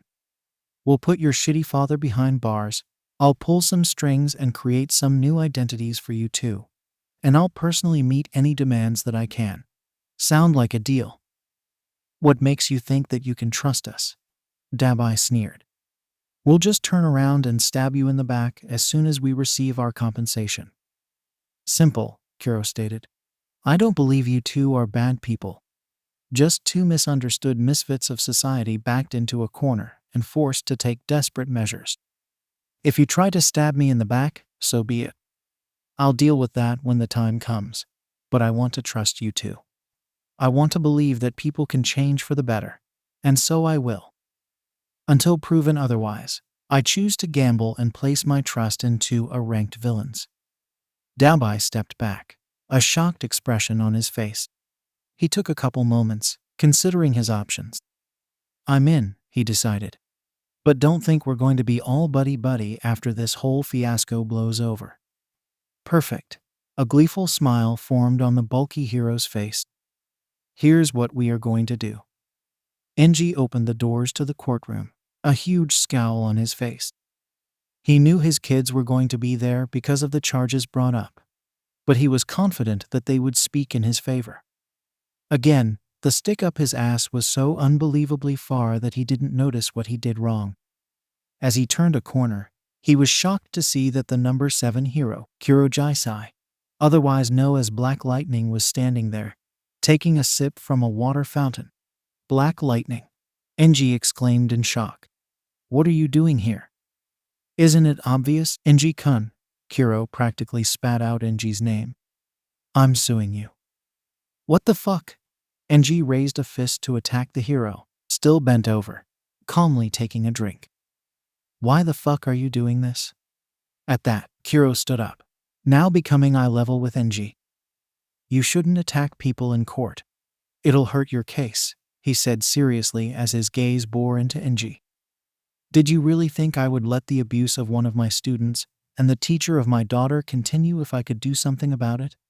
When 𝐁𝐸 paused, 𝐀𝐦 took it as a cue to continue. "Oh, wait. You didn't," he sneered, every word filled with as much venom as the sludge villain who almost took his life all those years ago. "After all, what do you know about family?"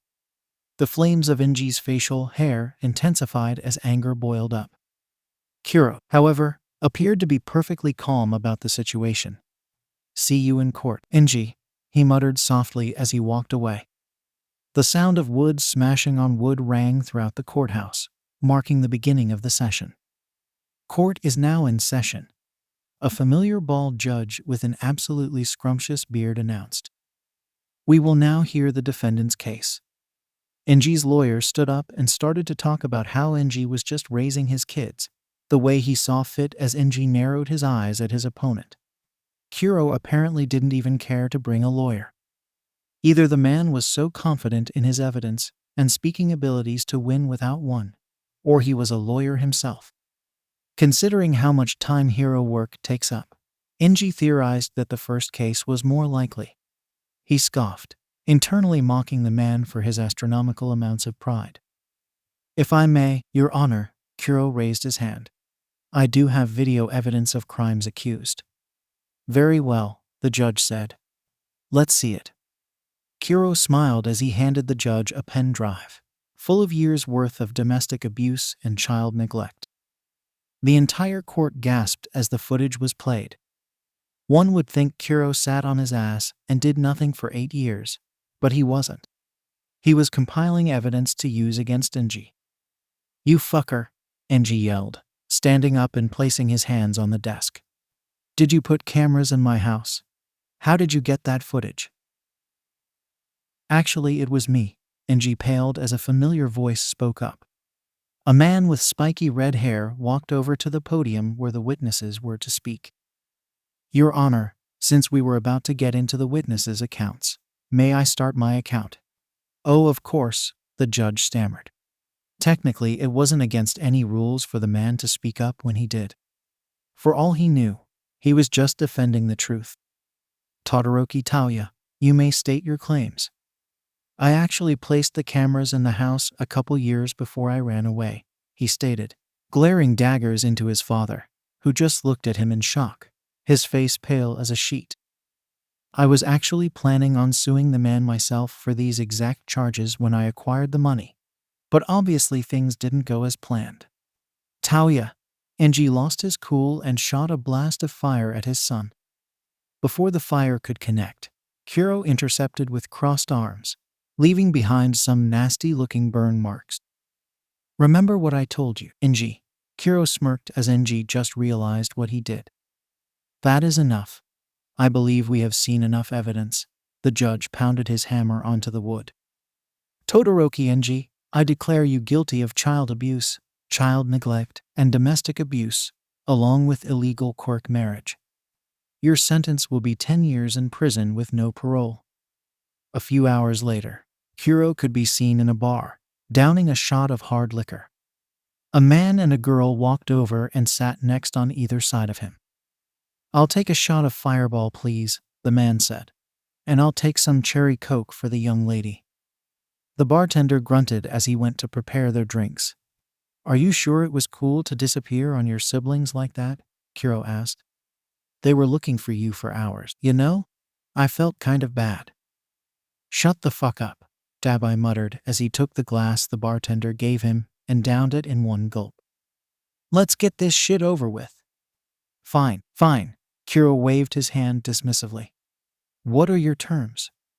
Ooh, Toga raised her hand excitedly. I want to live with Kuro-san.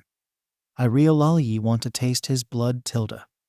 I have nothing against something like that, but your partner over here, Kuro pointed at a scowling 𝗬𝗲𝗍, would have something against it. Ah, Toga looked genuinely sad at the revelation. 𝗬𝗏𝗍 flinched. He saw Toga as a daughter figure, and he always hated seeing her sad. How about a compromise? Kuro downed a shot of whiskey. Our neighbor is actually going to be evicted for failure to pay rent, not the Midoriyas. You can move into the apartment there. I'll pay for your living expenses for 8 months. How does that sound?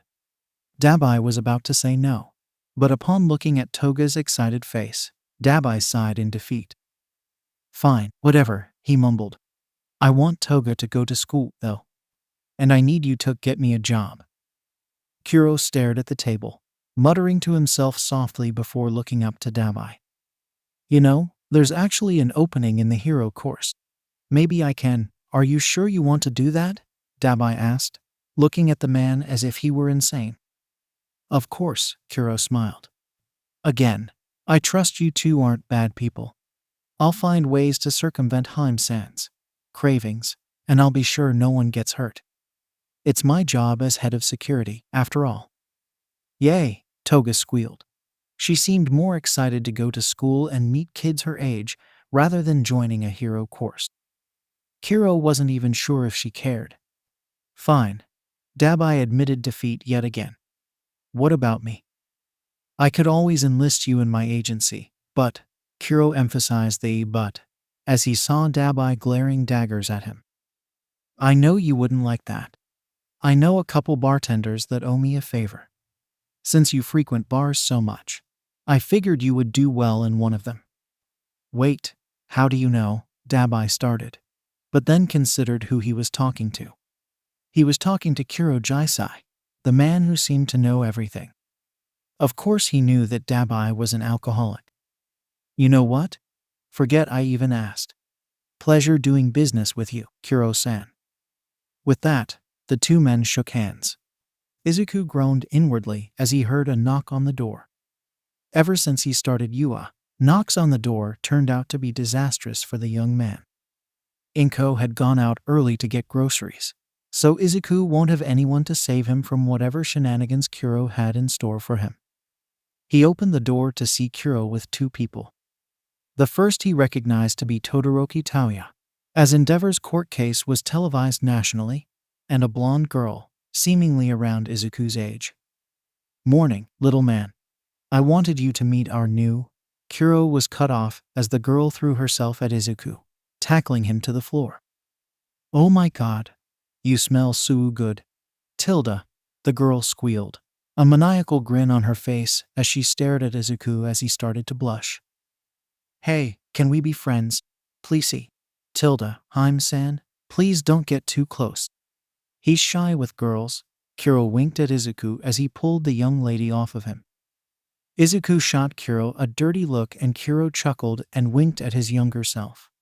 Anyways, this is Todoroki Taoya, and this is Himiko Toga.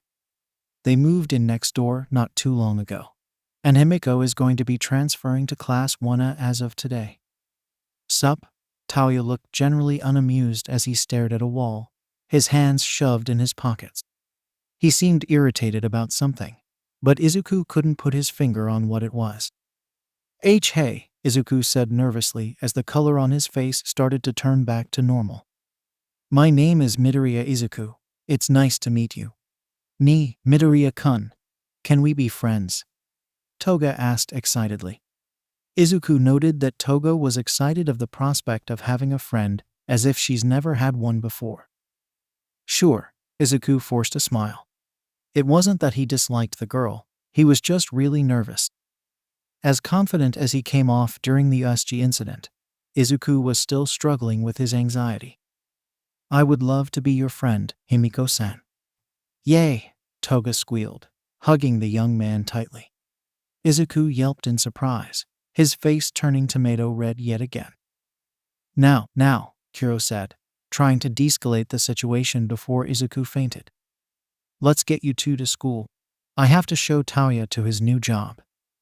Taoya scoffed as Kiro pulled Toga off Izuku, and with some gentle prodding, they made their way towards UA High.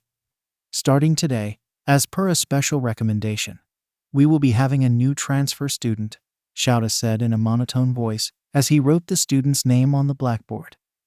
Of course, Izuku knew who it was, as they had already met before. I would like for you all to meet Himiko Toga. Hi, Toga waved her hand in an overly excited and cheerful greeting. I hope we can all be friends. Oh my god, she's so cute, Mina exclaimed. Of course you can be my friend.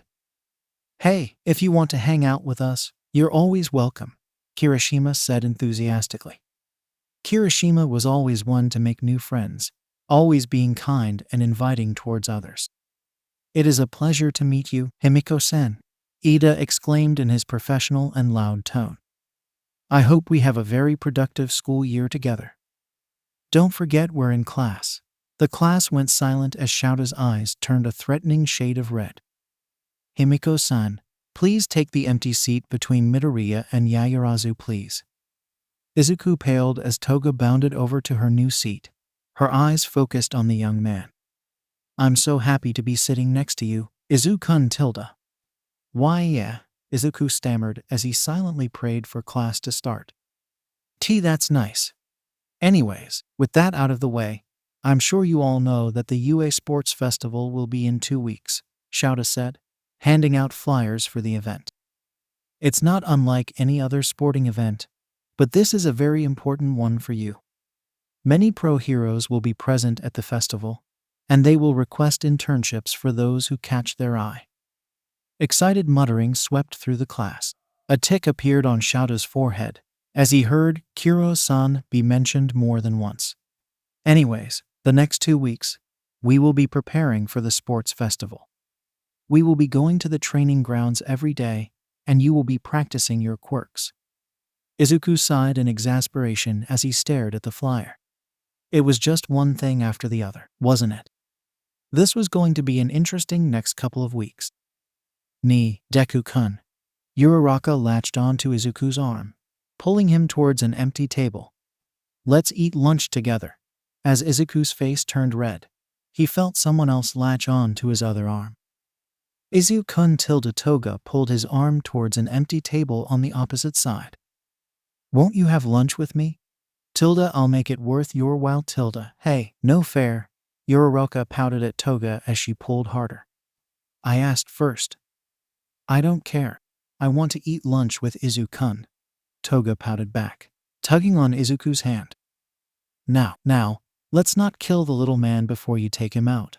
Kiro walked over to them as he realized his younger self was about to get a nosebleed. "I'm sure you three can get along if you try hard enough." "Or I can," Toga started, but was cut off by the glare Kuro gave her. "We talked about this," Kuro said. "Don't you do it or no TV for a week." "Fine," Toga crossed her arms and pouted. "Hey 𝐻𝐬, that boy over there looks a little lonely." Kuro pointed to 𝐬𝐸, who was sitting in a corner, eating his food alone. "Why don't you try and become friends with him?" "That's a great idea. Thanks, Kuro 𝐬𝐬." Toga chirped before bounding off to harass the lonely boy. "Sorry about that." Kuro rubbed the back of his head sheepishly. Before she met Izuku this morning, she didn't really have any friends her age. She's just really excited.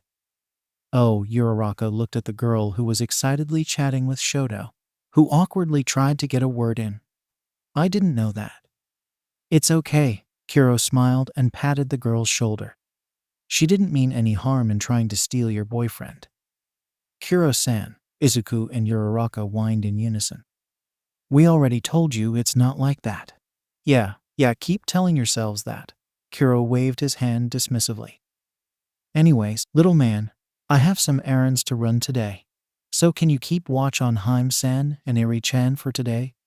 I'll pay you when I get back." "Fine," Izuku grumbled. Kuro smiled at the boy and walked off. "What was that about? Who's 𝐸𝐸-chan?" Uraraka asked curiously. "𝐸�𝐸-chan is Kuro's adopted daughter," Izuku stated honestly. "He has me babysit whenever he's out on hero duty." "That's so cool," Uraraka exclaimed. "I wonder what it's like to babysit for a pro hero."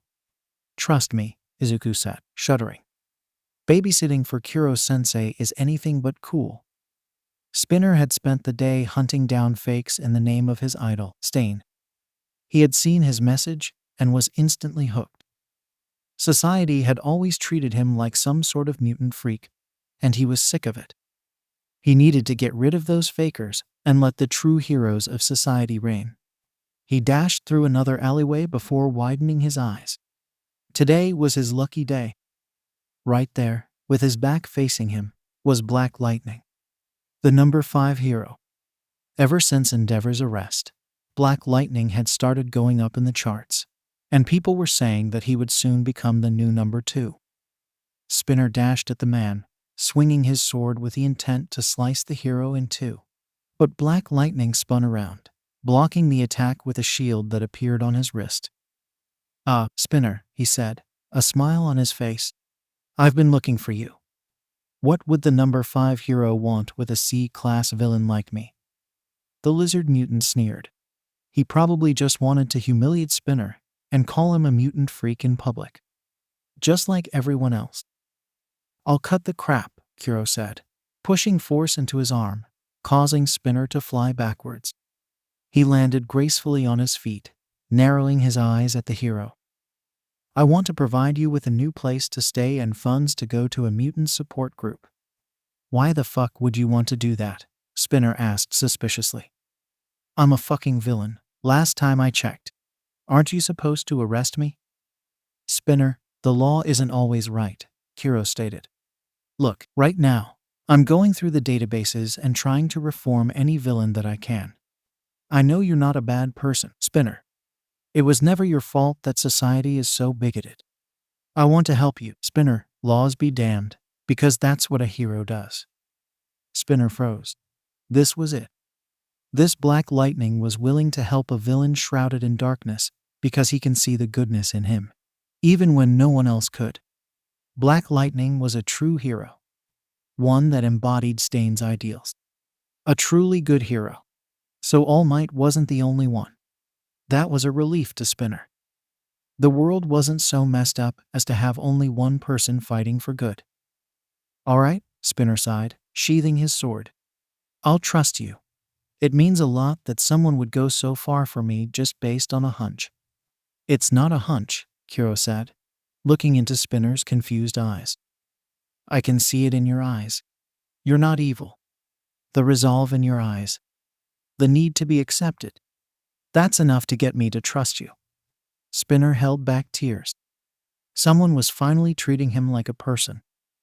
After all these years, someone was finally reaching out to him. Someone was finally trusted him. Kuro smiled as he held out his hand. Spinner smirked as the two shook hands. Maruko was perched on a building, looking to see if there was any trouble going on in the city. It was surprisingly empty. It had been months since the city was this free of crime. Something was off, and Maruko knew it. She narrowed her eyes as she thought about what could be happening. "Yo," a deep voice made Maruko jump. She turned around and glared at the man before realizing that it was Black Lightning, the number 5 hero. The man that was quickly catching up to her on the charts, and one that was said to be surpassing her soon. "What do you want?" Maruko asked. "You don't usually patrol this part of the city." "Is there something wrong with me waiting to make a couple friends?" Black Lightning asked her, waving his hand dismissively. "Anyways, I'm 𝐀𝐦 𝐍𝐶. Usajama Rumi." Maruko shook the hand that Kuro extended to her. "Are the clean streets you're doing?" "I thought that someone like you could use a little R&R, Kuro shrugged. "I didn't have anything to give you, so I thought I'd cover your shift as a sort of gift." "Some gift," Maruko scoffed. "Thanks. Anyways, I haven't been doing well on sleep." "Tell me about it," Kuro sighed. "I adopted a child not too long ago, and now my sleep schedule is all over the place." "You? A child?" Maruko asked. Kuro was nothing like what the media portrayed him as.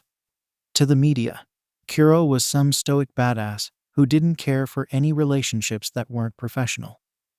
"I didn't see you as the type." "I get that a lot," Kuro shrugged again. "I know I'm supposed to be some stoic hero and all, but I just can't resist that adorable face." Maruko laughed out loud at that. The undefeated hero being defeated by a child? "You need to tell me more," she said between laughs. "I'm very interested in the child who managed to best the great Black Lightning." Kuro laughed a little and smiled a warm, genuine smile. "You would have never asked." Kuro yawned as he drove Eri to school. He had stayed up all night chatting with Maruko and doting over his daughter. It was really fun for him, since he didn't get many opportunities to talk about his child. He parked his car and got out, opening the door for Eri. Kuro grabbed Eri's hand as the two walked over to room 3 and knocked on the door. A couple crashing sounds could be heard before Fayumi opened the door, looking a little ragged. "Ah, Kuro-san," she exclaimed happily. "Don't mind my appearance. I just tripped over the wire over there." Kuro giggled and smiled at her. "It's okay. Thank you for taking care of Eri-chan." "Oh, that reminds me." Fayumi straightened her glasses and looked at Kuro with a serious look on her face. "I'm going to be visiting my mom after school tomorrow. I wanted to introduce you to her. After all, you are the one that saved us from Endeavor." "Of course," Kuro smiled softly as he patted Eri's head, ignoring her whines of protest. "I would love that." Kuro checked his watch as he entered the hospital. 4 p.m. on the dot. He looked around for a little while before seeing Fayumi waving him over. Kuro and Fayumi would have gone together, but Kuro opted that it was better for Eri to stay at home with Toga and Izuku. After all, Eri was still shy with strangers. "Are you ready?" Fayumi asked the man. As Kuro nodded, she led him through the busy hallways of the hospital before finding room 214. She opened the door and gestured for Kuro to enter first. "Hi, Mom. I wanted to introduce you to someone." "Oh," Rei turned her head to examine the two visitors. Ever since Enji's court case and the announcement of Taoya's survival, Rei has been doing a lot better mentally. "And who might you be?" "My name is 𝐀𝐦 𝐍𝐶, Todoroki-san." Kuro bowed slightly at the greeting. "It's an honor to meet you." "Please, call me Rei." Rei smiled at the man. "After all, you are the one who saved my family." "I was just doing my job as a hero." Kuro returned the woman's warm smile. "Also, I couldn't help but step in after I caught wind that someone was abusing my daughter's precious teacher." Fayumi blushed slightly at the praise. Yes, 𝐬𝐬 is a delight to have in my class. Do tell, Rei's warm smile never faltered. Kuro and Fayumi took the 2 chairs in the room meant for visitors and sat down. After all, when someone asked Kuro about her daughter, they were in for a day worth of tales and stories. It was late at night when Fayumi and Kuro walked out of the hospital, talking and laughing. Kuro then checked his wristwatch and paled. Crap, I'm going to be late for my meeting. Meeting? Fayumi asked, curious as to what Kuro did in his spare time other than dote on his daughter.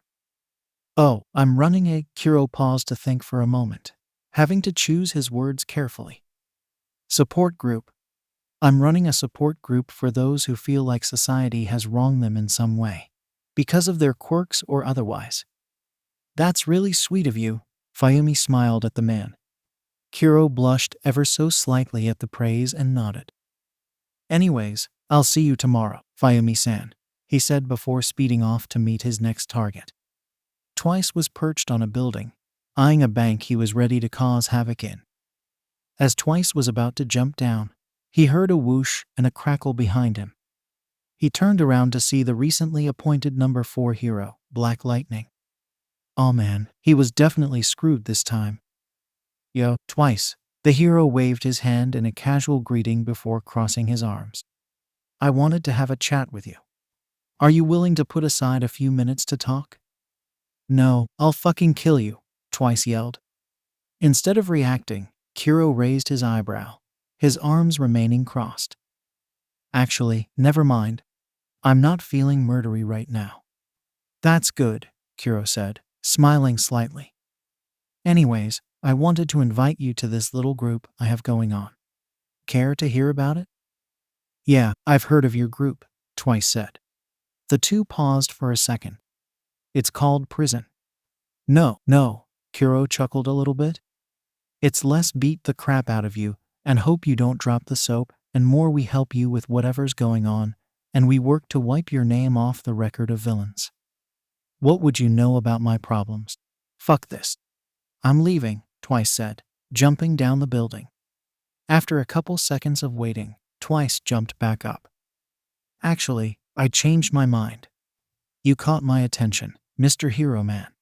What do you want me to do? First of all, I'm going to move you into a better part of town, Kuro said. I'll pay for your expenses for 8 months, longer if I have to. And no, alcohol and cigarettes don't count as living expenses. I already have 3 ex-villains living in the same apartment complex. All of them have their own stuff to work out. But I thought that it would be better if you all can help each other sort things out. You all have something in common. Society has wronged you in some way, and you all feel the need to be accepted. That's why I'm doing this. You don't have to turn to villainy to be accepted by someone. So, Twice, are you interested? After a small argument Twice had with himself, he crossed his arms and nodded. Sure, why not? Kuro smirked. Perhaps the thing he told Fayumi wasn't complete bullshit after all. After thinking about it for a while, Kuro concluded that it couldn't hurt to have one of these meetings, so he invited Spinner, Dabai, Toga, and Twice to his apartment. Most of the ex-villains felt more comfortable wearing their old villain costumes because that represented who they are and how they felt. All the ex-villains sat in a circle with Kuro. Iri was on Kuro's lap, smiling with her eyes closed as Kuro brushed her hair. Why is the brat here? Spinner asked the man. I thought this was for people with problems. Well, Iri-chan here was being experimented on by Overhaul before I adopted her, Kuro said. Iri shuddered at the name and Kuro patted her head reassuringly. We all have stuff to work on and stuff we need to let out. Here we're not going to judge anyone for what they've done or what they've gone through. No matter what is said, no one will be judged, shunned, or arrested. That will be the point of the meeting. So, who wants to start? Well, my old man did an illegal quirk marriage, Dabai started. He was trying to get the perfect combination of quirks so his child can surpass all might, or whatever. I'm sure you've heard of the case with 𝗫𝐸. Anyways, when my siblings, and I didn't have the quirk he wanted, the old bastard treated us like shit. He'd hit us, yell at us, and berate us if anything we did was less than perfect. Same with our mom. After living the first half of my life like that, I had enough. I ran away and became a villain. I couldn't live in a world where scumbags like my piece of shit father could be known as one of the top heroes. After a small pause, Toga spoke up. "My quirk makes me crave blood," she said, in a tone that might have been a bit too cheerful for the topic. "My mother hated me for my quirk. She called me a freak, she screamed at me, hit me, and did really mean things to me. One day, she cornered me in the kitchen, so I grabbed a kitchen knife and killed her. I ran away after that and attacked people so I can satiate the craving for blood." A couple of the people in the group can tell that near the end, the cheerfulness in her voice was forced. 𝗬𝗲𝗍 put his hand on Toga's shoulder and pulled her into an embrace. "I lived in a part of town that was really bigoted against mutant quirks," Spinner growled, the contempt for his place of birth painfully obvious. "I'd be teased and bullied for my appearance. Once, when there was a fire in my school, a hero who was saving the children looked at me and told me to save myself before leaving. I somehow survived, which is when I saw Stain's message. I remembered that hero, and I decided to follow Stain's ideals, cutting down the fake heroes. I had to deal with," Twice started after another moment of silence, but stopped. "I don't really want to talk about it." "Of course," 𝐀𝐦 put a hand on the man's shoulder, causing him to flinch a little. At the obvious sign of discomfort, 𝐀𝐦 pulled his hand away. "No one here will make you share. This is an open environment to talk and to confide in each other. So, are you going to tell us what's fucked up with you?" Spinner asked. 𝐀𝐦 looked down at 𝐸 and patted her head. She heard enough profanity from 𝐀𝐦's shouting matches at the table whenever he stubbed his toe to not be worried about having people cuss around her. "Yeah, I used to live in another country. A place where no one outside of the country knew what was going on," 𝐀𝐦 started. "It wasn't technically a lie. A foe set up signal jammers so Japan couldn't call for reinforcements from the rest of the world. We were locked in war with an evil villain, one at the cusp of achieving the power to take over the world. The only reason he didn't do it already is because my side was holding him back. I was in this war since I was a teenager. I lost so many people in that war. I was the last one to survive. At that time, I decided to start a new life in Japan. Make new friends, start a new family. It was then I swore never to let anyone down again. I swore that if I could save someone's life, or if I could save someone from the darkness, then I would. To be honest, I never saw any of you as villains. I just saw you as people wanting to live your lives and society fucking with your dreams and goals." There was a tense silence before 𝐸 started sniffling. "Papa's story is so sad." She hugged her adopted father and 𝐀𝐦 smiled, hugging her back and patting her head. "Is there anything anyone else wants to add before we end this meeting?" Everyone shook their head no except for Toga, who asked if she could have some of 𝐀𝐦's blood. The obvious answer was no, but 𝐀𝐦 promised to get her a blood bag later that day. "If that's all, then you can go home. I'll hold another meeting like this next week at the same time. It's your decision if you still want to come. I won't make you. Thank you for taking the time out of your day to talk about these things. I know how hard it is to open up to people, but we're here for you. My goal is to make a tight-knit group where all of you can confide in each other, and none of you will feel alone again." With that, the ex-villains filed out of the room. 𝐀𝐦 looked at his wristwatch.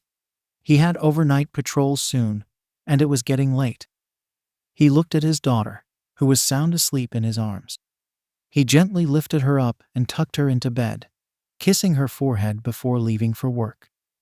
Sir Night-Eye was curled up into a ball on his bed, in utter disbelief of what he saw.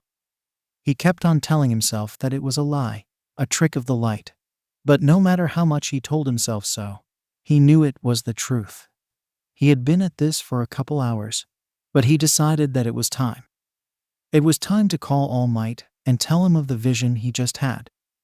The vision of Black Lightning looking down at the corpse of the #1 hero.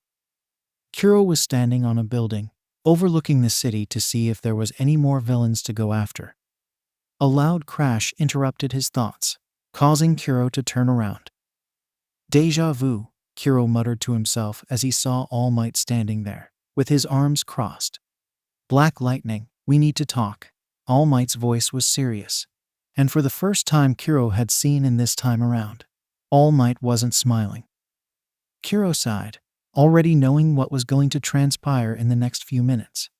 Look, I already know what Sir Knight I saw, 𝐬𝐻 said. He expected the look of pure shock coming from his old mentor. How did you? All Might started. But 𝐬𝐻 held a hand up, signifying that he wasn't done. Look, I can't tell you everything right now. There are a few things that need to happen before I can reveal my secrets, 𝐬𝐻 said, much to the agitation of All Might.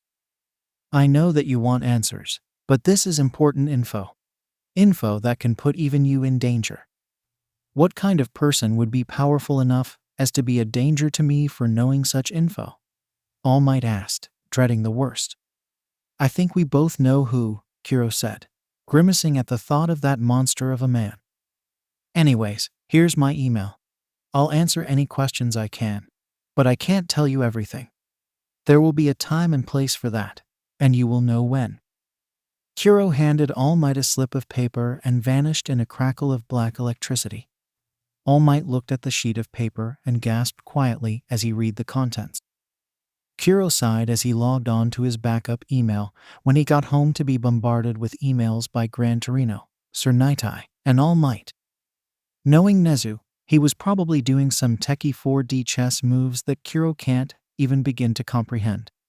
He turned off his computer and flopped on the bed. Maybe it was a bad idea to reveal his identity. No matter though. It's not like they could beat the info out of them, and all of them know better than to try to get 𝐬𝐻 to talk through 𝐸. The last time someone tried to hold 𝐸 hostage, the only thing left of their base was a 30-foot crater in the ground. 𝐬𝐻 stared at the ceiling and went over his plan for the sports festival. He had taken all the necessary precautions and has a plan laid out for what was going to happen and already knew who he was going to send intern requests to. He sighed, realizing that he was about to pass Best Jeanist in the rankings, and considered also taking back Hugo as well. He shook his head, realizing Best Jeanist had more patience than him, and could probably straighten him out a bit better as well.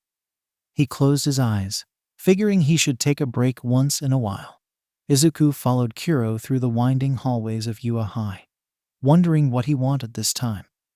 It seems like every other day, 𝐬𝐻 will drag him around to do errands, which were usually excuses for him to go chat up Lady Midnight and watch in glee as Midnight would talk to Izuku, while deliberately trying to make him flustered. They finally find their way to Class 1H. Izuku wonders why 𝐬𝐻 brought him to a support classroom an hour and a half before school started. But the young boy has learned not to ask questions when it came to his neighbor.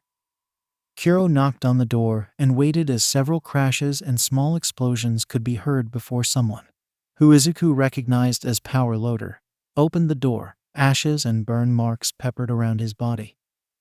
Oh, great. Not you again, 𝐴𝑊𝐿 grumbled. I don't know how you do it, but somehow May gets more excited when you're around. I don't know how much longer my sanity can take it. Oh, don't be like that, Higari-kun, 𝐬𝐻 teased lightly as Izuku shifted uncomfortably. I just want to introduce our resident genius to my student here. I was thinking of getting a couple commissions for him before the internship started. Whatever, 𝐴𝑊𝐿 grumbled. She's in the back, creating God knows what now. Thank you, 𝐬𝐻 chirped as he dragged Izuku through the classroom to a girl with pink hair and goggles, working on a round sphere. May-chan, I want you to meet someone. The girl, now named May, yelped as the orb combusted, leaving the three covered in dust of varying colors of the rainbow. Oh, 𝐬𝐻-san, the girl chirped, taking off her goggles to reveal beautiful, yellow eyes. I was just working on a rainbow smokescreen. I'm still working on the specs, but I'm sure to have it down in no time. It looks great, 𝐬𝐻 smiled excitedly at the girl. This is Midoriya Izuku, my student. I was thinking of getting a couple things commissioned for him before the internship started. The girl instantly darted up to an uncomfortably close distance to Izuku, causing the boy's face to turn bright red. "Hi, I'm 𝐻𝐡𝐤 𝐬. So you want me to make some super cute babies for you?" Izuku sputtered and stammered. Not able to form a coherent sentence, he waved his arms, trying to gesture that she was too close. Mei didn't get the message and just stared into his eyes expectantly. Mei-chan, I'll deal with all of the ordering. I actually have everything written down on here. Kuro tapped the girl's shoulder and handed her a piece of paper. Ooh, Mei looked at the paper, reading its contents. You sure do love to give me a challenge, Kuro-san. I'll have these done by next week. Thanks. Just give it to Midoriya-kun when you finish, Kuro smiled. Anyways, have fun tormenting Power Loader. I have to take this little man over to the training areas. Have fun. Mei chirped as the two walked away, Izuku still muttering to himself in shock. Why did you take me to meet her? Izuku asked, suspecting that he knew Mei's tendency to stand a bit too close to people. Do you do that just to torment me?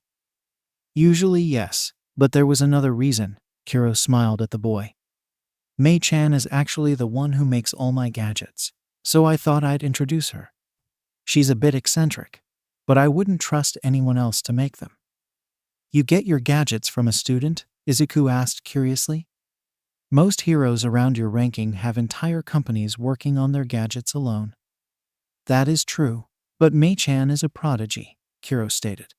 She truly cares for the things she makes and treats them more than just a means to an end. There aren't many people with the amount of passion she has in the industry left. I already ordered some starting equipment for you, but after that, you should probably order yourself. After all, you know what you want more than me. I guess, Izuku said nervously. If anything, talking to her would be harder than getting the money to pay for the gadgets he had in mind. Anyways, let's get to the training field. I want you to be at a certain level of power before you get sent off to your pro hero after the festival, Kuro said. Wait, so you're not going to be the one interning me? Izuku asked, a little hurt. He really wanted to intern under Kuro, as he was the number 4 hero, and Izuku looked up to the man. Nah, Kuro said, waving his hand dismissively. The people who know the truth about your quirk are very small, but also very reliable. I think it's time you should start meeting them. Kuro sighed as the two entered the training field. He wanted to have Izuku at 20% by the time internships started, but he knew that was impossible. He was only at around 10, and he couldn't possibly get Izuku up to 20 in such a short time. He wanted Izuku to get to 20%, because that was the amount of power he was able to control before unlocking Black Whip. And if his theory was correct, the number of quirks he unlocked was directly related to the amount of power he could use without completely destroying his body. So we're going to start training you to use 12% of your quirk's power, Kuro said. Honestly, I wanted you to be a bit farther along, but I'd rather you not completely destroy your body in the process. Izuku nodded slightly as he channeled the power through his body, exerting a bit more than he usually did before launching towards Kuro. Izuku knew the drill by now. Whenever he was training with his quirk, it was almost always either sparring or rescue, and Kuro always spent time prepping before rescue. Good, Kuro said, dodging the young man's attack. When facing an opponent stronger than you should use the element of surprise to your favor. Izuku launched out a fury of attacks, trying his best to hit his mentor. He's maybe hit Kuro once or twice during training, but no more. Kuro effortlessly dodged all his attacks before launching a punch at his student. Izuku blocked the attack, but was still sent flying a few meters into a wall. Your attacks are too predictable, Kuro said sternly as he watched the boy get up. You need to improvise more. You won't always have the liberty of a plan. Izuku nodded as he started the hellish hour of training his mentor was about to put him through. Izuku stood up painfully from his seat, longing for a break. The training Kuro put him through was hellish in nature, and it didn't do him well in class. He went to get lunch only to see a bunch of students blocking his path. Many general students can be transferred up into the hero course. Izuku heard a boy talking to 𝐀𝐦, who obviously was pissed off. The opposite is the same. It would do you well to consider these words a declaration of war. What the fuck did you just say? 𝐀𝐦 yelled at the boy. Before he could continue, a dry chuckle could be heard within the crowd. The kids made way as Kuro walked up to the two arguing students. He looked down at the boy who was talking to 𝐀𝐦. He had purple hair and huge bags under his eyes. From what I'm hearing, Kuro started, towering over the boy, is that you're going to kick the asses of everyone in the hero course and move up to become a pro? That's right, the boy looked up at Kuro, seemingly unfazed. I'll prove everyone wrong. You got a problem with that? Kuro smirked. You got spunk, kid, Kuro said, turning around. Follow me. I want to talk with you. Hitoshi Shinso walked into Kuro's messy office, thoroughly scared. He backtalked the number 4 hero, a hero who seemed to have a particular liking to Class 1A. He was used to dealing with bigots judging people by their quirk, but he was up against someone with a lot of power. For all he knew, Kuro Jisai could expel him without a second thought. Kuro sat in his chair and looked at Shinso. Relax, kid, I'm not going to do anything bad to you, he said, shocking Shinso. He was so used to dealing with people who saw nothing about him but his quirk. Your name is Hitoshi Shinso, correct? Shinso nodded and Kuro gestured towards one of the couches. Sit, Hitoshi-kun. I won't take up too much of your time. What do you want from me? Shinso asked the man, sitting down. Shinso activated his quirk, fully intending to brainwash the man into getting him out of this situation as soon as he responded. That quirk won't work on me, Kuro scowled, as if remembering something unpleasant. I've been brainwashed enough to develop a tolerance for quirks like yours. Shinso looked at him, shocked. How could he have detected the use of his quirk? Even more important, how was he resistant? He has never heard or seen anyone actively repel his quirk. Look, Kuro started. I wanted to offer you a place among my interns when that rolls around. I know how society has treated you. I used to get that a lot when I was younger. Many people want to be heroes because of the money and fame, but you want to do it to prove something. You want to prove that even people with villainous quirks can become heroes. Shinso nodded, curious on how this man got so much knowledge of him. It was quite creepy, actually. I've heard rumors about you, Kuro stated, as if reading the boy's mind. Kids in the general classes were talking crap about you, and I wanted to see for myself. Now that I've seen you firsthand, I can tell that you have a lot of promise. So, will you let me train you? Mustard walked calmly in an alley full of thugs, emitting his gas to cause the thugs to pass out. He was particularly in a bad mood that evening. The US Sports Festival was tomorrow, and he'd have to spend the whole day putting up with a bunch of pampered, spoiled kids do stupid activities with no real meaning. He hated that the world let such simple kids be pampered. Mustard turned around, whipping out his gun and firing it at the sound of footsteps. How did someone manage to stay conscious while in his gas? He was still emitting it, so it must have traveled a few meters at least. He never heard the sound of bullets hitting flesh, though. He only heard the continuous sound of footsteps. Soon, the person Mustard shot had revealed himself to be the number 4 hero, Black Lightning. Mustard panicked and made a break for it. It was impossible for him to deal with a hero of that caliber, especially if he was somehow immune to his gases. Mustard turned to see if the hero was still there. When he saw he wasn't, he turned around, only to stop inches away from the man. He backed up, but noticed the Black Lightning wasn't approaching him, or even taking out handcuffs. Mustard, the hero started. I'm not here to fight. I just want to talk. What business would I have talking to someone like you? Mustard sneered.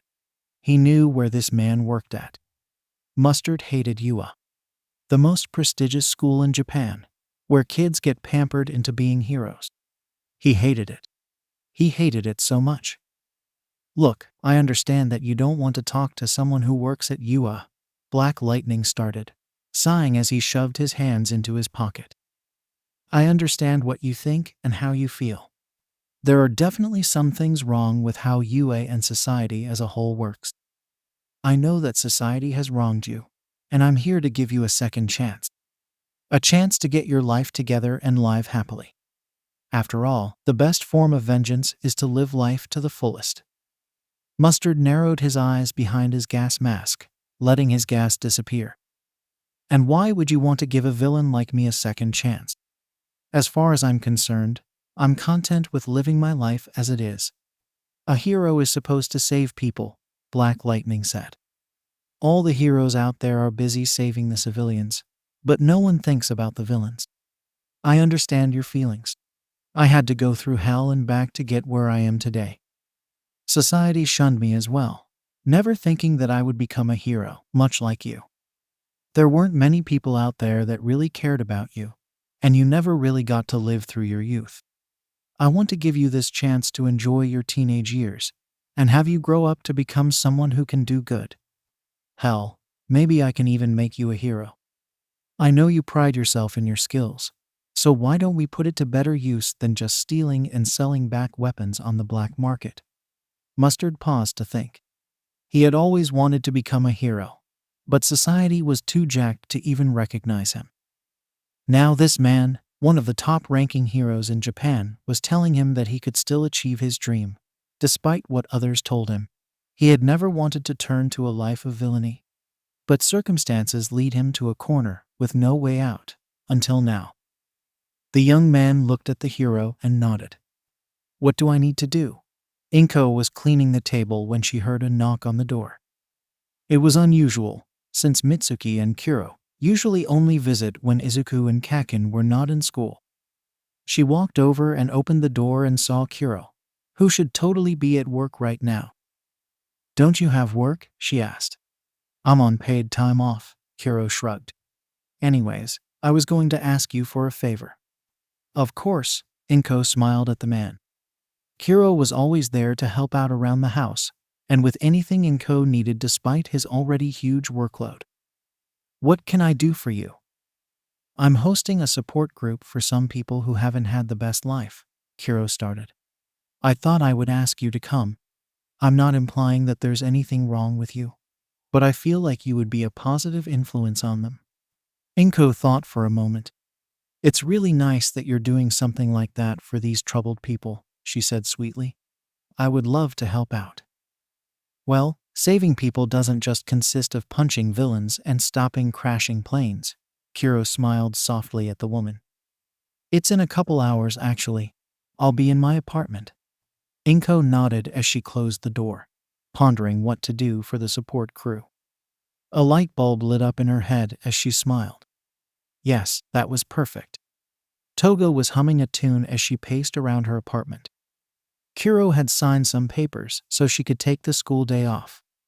Uraraka's jealous, pouty face popped into Toga's head, causing her already huge grin to widen.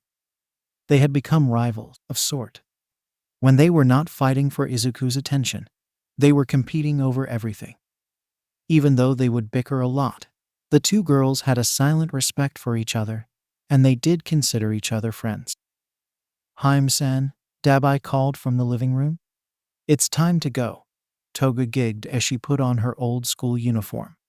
As much as she enjoyed the UA school uniforms, nothing beat the outfit she used when she was a villain. She skipped over to the door, where 𝗵𝗲 was already waiting for her in his old villain outfit, stitches and all. 𝗵𝗲 opened the door, and the two ex-villains walked all of 8 feet to the next door over and knocked. After a couple of seconds, the door opened, revealing their neighbor. Ah, Toga, 𝗵𝗲.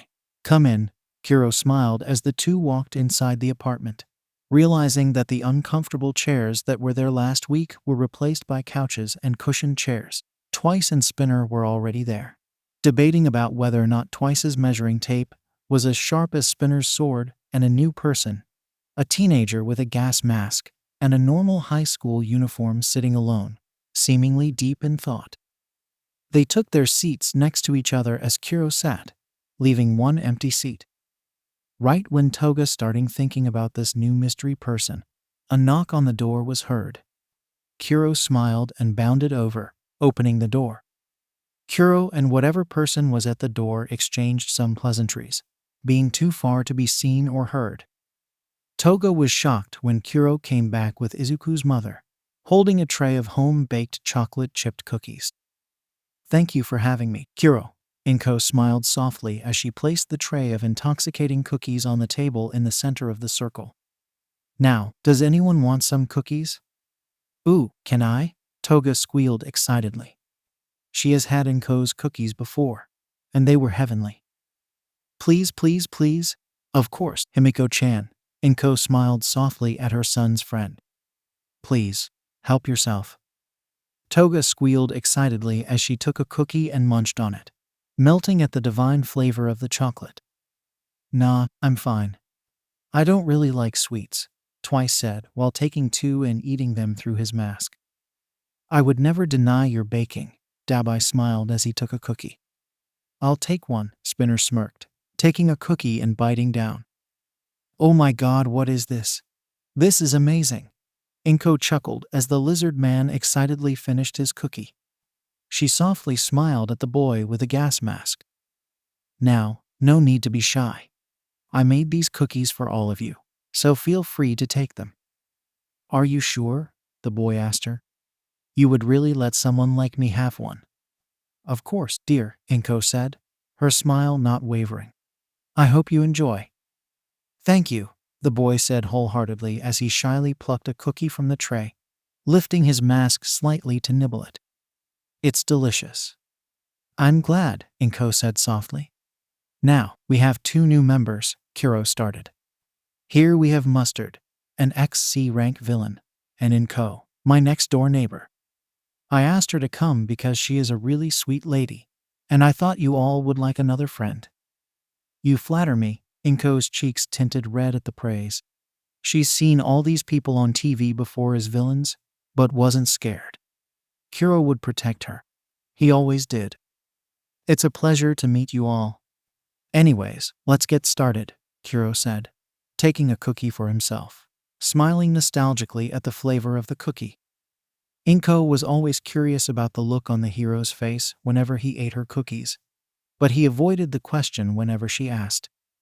After a couple times, she decided to drop it after he gave a sad smile that spoke of untold sorrows.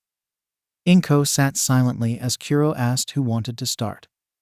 There was an awkward silence as the ex-villains contemplated whether they wanted to talk now rather than later. "I'll go first," Spinner said, raising his hand. "I really like this new place. People don't seem to give me weird looks as much when I go shopping or when I go to work. The people at the forge are really nice to me and treat me like anyone else. It's a great change of pace, and I'm really happy here." "That's great," Kuro smiled. "There are a lot more mutant types here, so people are more inclusive here, which is why I thought it would be good for you to live here. I went to the therapist you mentioned," the man apparently named Twice spoke up. "I've been contradicting myself less, and I've really made some progress in figuring out my identity. The therapist is really patient and caring with me, and I'm really happy I went. With Endeavor gone, I don't really have much to worry about," Talia, who went by 𝗬𝗲𝗍 said. "The bar is amazing. I love hearing people's stories and talking to people. I met an interesting man the other day. His name is Atsuhiro Sako, if I remember correctly. He had many interesting stories to tell, and I really enjoyed his company." "Ah, that's very interesting," Kuro stated. "I was thinking of inviting him to the group, actually." "Wait, he's a villain?" 𝗬𝗲𝗍 asked back. He knew better than to protest Kuro, though. It's not that he was one to intimidate someone into silence, but Kuro was almost always right. "He goes by the name Mr. Compress," Kuro said simply. "He's a B-rank villain who prides himself as an entertainer." "Really? I've worked with him a couple times," Spinner said. "He's great to work with during heists. He is a bit showy, though." "Anyways," Kuro cleared his throat, causing 𝐴𝐻 to giggle. Despite all the talk about villains, This group of people seemed really fun, though her heart reached out to them. It sounded like they all had tough lives, from what she could infer. Bigotry and societal standards were terrible things, and she wanted to help these people. 𝐻𝐸-san, how's Yua? Yua's really fun, Toga chirped. Inko heard a scoff from the boy named Mustard, but she waved it off as her imagination. All the kids are really nice, and they all want to be my friends. Except Kaken and Shokan, though. Ah, that makes sense, Kiro smiled softly. Give them time. They'll come around eventually. Kiro then turned his head to Mustard. So how has your first week been? It's been all right, Mustard sighed. I've had some trouble enrolling into a school, though. I was actually thinking of wiggling you into Yua like I did with 𝐻𝐸-san, Kiro started. Mustard's head snapped in surprise at that statement. You'll have to be in the general education class, though the sports festival is soon, so I'm sure you can work your way up to the hero course in no time. I want nothing to do with the pampered kids that go there, Mustard said simply.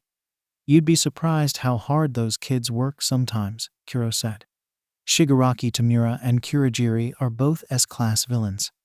Those kids fought for their lives back at the USG. Maybe I can take you to a class, and you could see how it works. Mustard paused to think for a little while. Fine, he thought, sneaking a glance at Toga. I'll give it a try, but no promises. Kiro smiled. I wouldn't expect any less, he said. Now, is there anything else anyone wants to say? I do. Toga raised her hand excitedly. Everything is so boring. I like Yua, but it's boring. I don't get to fight that much anymore. I want something fun to do. I agree, 𝗬𝗲𝗍 said. As much as I like the bar, I feel so stuck. I want to move around and fight. It's what I'm used to. The other villains nodded in agreement, and surprisingly, Kiro smiled. I have an outing planned for us in a few hours. I think you all would appreciate it. That evening, Kiro stood outside with all the ex-villains and stared at the moon. So you guys are going to accompany me on hero work? Wait, so we're going to be heroes? 𝗬𝗲𝗍 exclaimed. Fuck that. Nah, I'm not that cruel, Kiro waved his hand dismissively, smirking at the fire user. You'll be vigilantes. Contrary to popular belief, I don't give two shits about that stupid Quirk law. I'll be saying that you're working under my firm, but I'll give you pretty much free rein, as long as you don't work too far from me and only attack villains and criminals. Is that clear? 𝗬𝗲𝗍 groaned. Toga squealed excitedly. Spinner smirked and unsheathed his gigantic sword. Twice raised his eyebrow and took out his measuring tapes. Mustard twirled the two revolvers Kiro gave him only moments before with his fingers, smirking underneath his mask. All right, guys, Kiro smiled. Let's go. Maruko was locked in combat with a group of villains. There were around 5 or 6, each with control over a different element. Maruko jumped, dodging a bolt of electricity, and kicked a shard of ice. She was vastly outnumbered, but not outmatched. She knew she could win, but it would cause a lot more damage than she would like, and would probably be wounded in the progress. As one of the villains launched a stream of fire, catching Maruko off guard, a stream of blue fire intercepted it as a man jumped in front of the hero. Maruko's eyes widened as she recognized the stitches the man had on his face. 𝗬𝗲𝗍, she exclaimed. Just her luck. She was fighting an already huge pain in the ass, but the rank villain she had clashed with so many times had popped up out of nowhere. Relax, rabbit lady, the villain said as he melted a chunk of ice and kicked the ice wielder in the face, sending him flying. Boss man said I can't attack heroes, so I won't. Boss man? Maruko asked as she dodged another bolt of electricity as she saw a man, his class villain twice, smack the sender with a measuring tape before cloning himself and engage 2 more enemies. Maruko stood in shock. As twice worked, never has he cloned himself before. Just what was happening? Another villain tried to attack Maruko as she stood there, distracted, but a lizard man hit her attacker with the flat side of a gigantic sword. "Are you okay, Miss Hero Lady?" the lizard man asked, smirking at the hero. "Why, yeah," Maruko said. With little effort, the three villains cleared out the elemental villains. "Oh, I see you've met my new sidekicks," a voice caused Maruko to jump. She turned then to see her friend 𝐀𝐦 𝐍𝐸 walking up to her, his hands in his pockets. "Sidekicks?" Maruko demanded, the amount of shock and confusion on her face evident. "These are villains. Ex-villains, Miss Hero Lady," the lizard man, who Maruko suddenly recognized as a small-time villain named Spinner. "We're now working with Black Lightning. We've turned over a new leaf and are trying to not be bad for once." "What did you do?" Maruko asked the beefy man, rubbing her temples. "Some people just need some good in their life to realize that villainy isn't the way to go," 𝐀𝐦 said back. "You'd be surprised." "Sometimes, I think nothing can surprise me anymore with you," Maruko sighed. "Anyways, I'm off. If any of you step out of line, I won't hesitate to arrest you." Yeah, 𝗬𝗲𝗿 waved his hand dismissively. "Do what you want, see if I care." "Shut up, Flame Brain," Maruko growled before jumping off. "Flame Brain," 𝐀𝐦 chuckled. "This is going to be an interesting evening indeed." In some insignificant alleyway, a bright flash of light flared throughout. After the light subsided, a beaten and bloodied woman wearing black and white fell over. She looked around and limped over to the side and sat. Tearing off a bit of her cape, she starts to bandage her wounds. "Okay, I have no idea where I am or what's going on," the woman thought to herself. "I need to patch up and get info. I don't think I can trust hospitals. After all, since he sent me here, I can't trust anything." "Come with me," Shoto commanded our resident broccoli-headed jelly bean. Izuku curiously followed his classmate to an empty entrance. "I know you have a connection with Black Lightning and All Might," Shoto started, causing Izuku to flinch slightly. "I don't care what it is, but I will beat you. I don't need pampering from some heroes to win. I will beat you with my own power." "You may very well be stronger than me," Izuku started. "But I notice you've never used your fire before. Everyone else will be trying their best. Even if you beat most of them, you would be insulting them by not giving it your all. I refuse to accept that I don't care about your dad," Izuku said sternly, practically fed up with Shoto's crap. Even after 𝗬𝗲 was arrested, Shoto never stopped brooding about his dad. He felt for the kid, but the only person Shoto was hindering was himself. "I look at you and see your power. If you use your power for something good, then you will be rejecting your father in that way." With that, Izuku left, leaving the other boy speechless.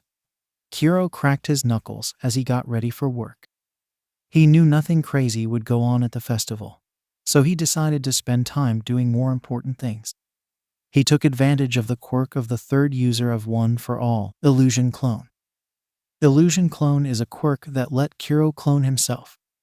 The clone was autonomous and could walk and talk, but wasn't actually there. The quirk only made people think that the clone was there. If someone tried to touch the clone, their hand would go right through the clone. As far as he knew, the clone had just arrived at the festival. 𝐀𝐦 put on his hero outfit and walked out the door. His destination, Hasu.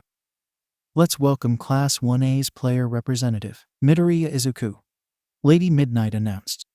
Izuku silently cursed his mentor for pulling some strings because having a speech would help his public speaking skills. The young man knew 𝐀𝐦 only did it to watch him suffer. But joke's on him, Izuku was prepared.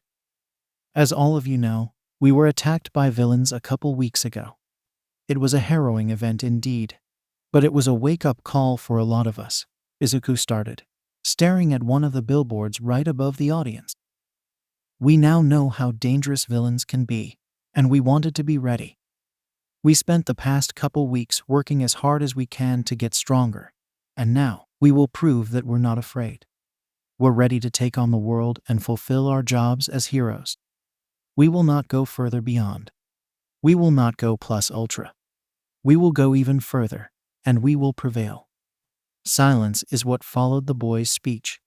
A drop of sweat formed on Izuku's forehead. Was there something wrong with his speech? Did he say something to offend them?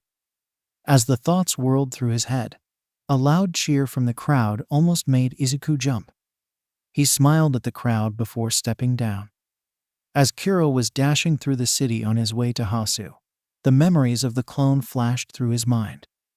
He smirked as he heard Izuku's speech in his ears. That kid was surely going places, and Kuro would be there to see it all. "Ready, set, go." The loud blaring of Present Mike's voice spurred the students into action. Izuku, Kaken, Shoto, and a few others dashed ahead of the students, all at each other's toes.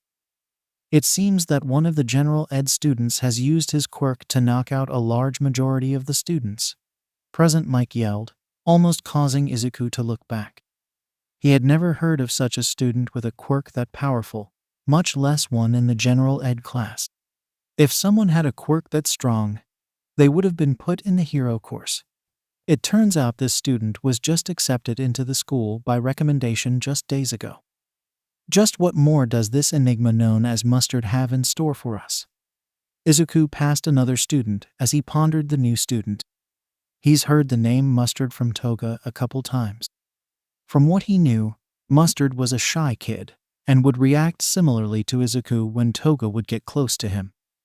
He didn't know anything about his quirk, though. He continued to think to himself as he dashed forward. How will the students deal with the first obstacle? Present Mike shouted as a fair number of zero-pointers appeared and locked on to the students. Izuku hopped his way to the top of one of the robots and kicked himself off, destroying the robot in the process.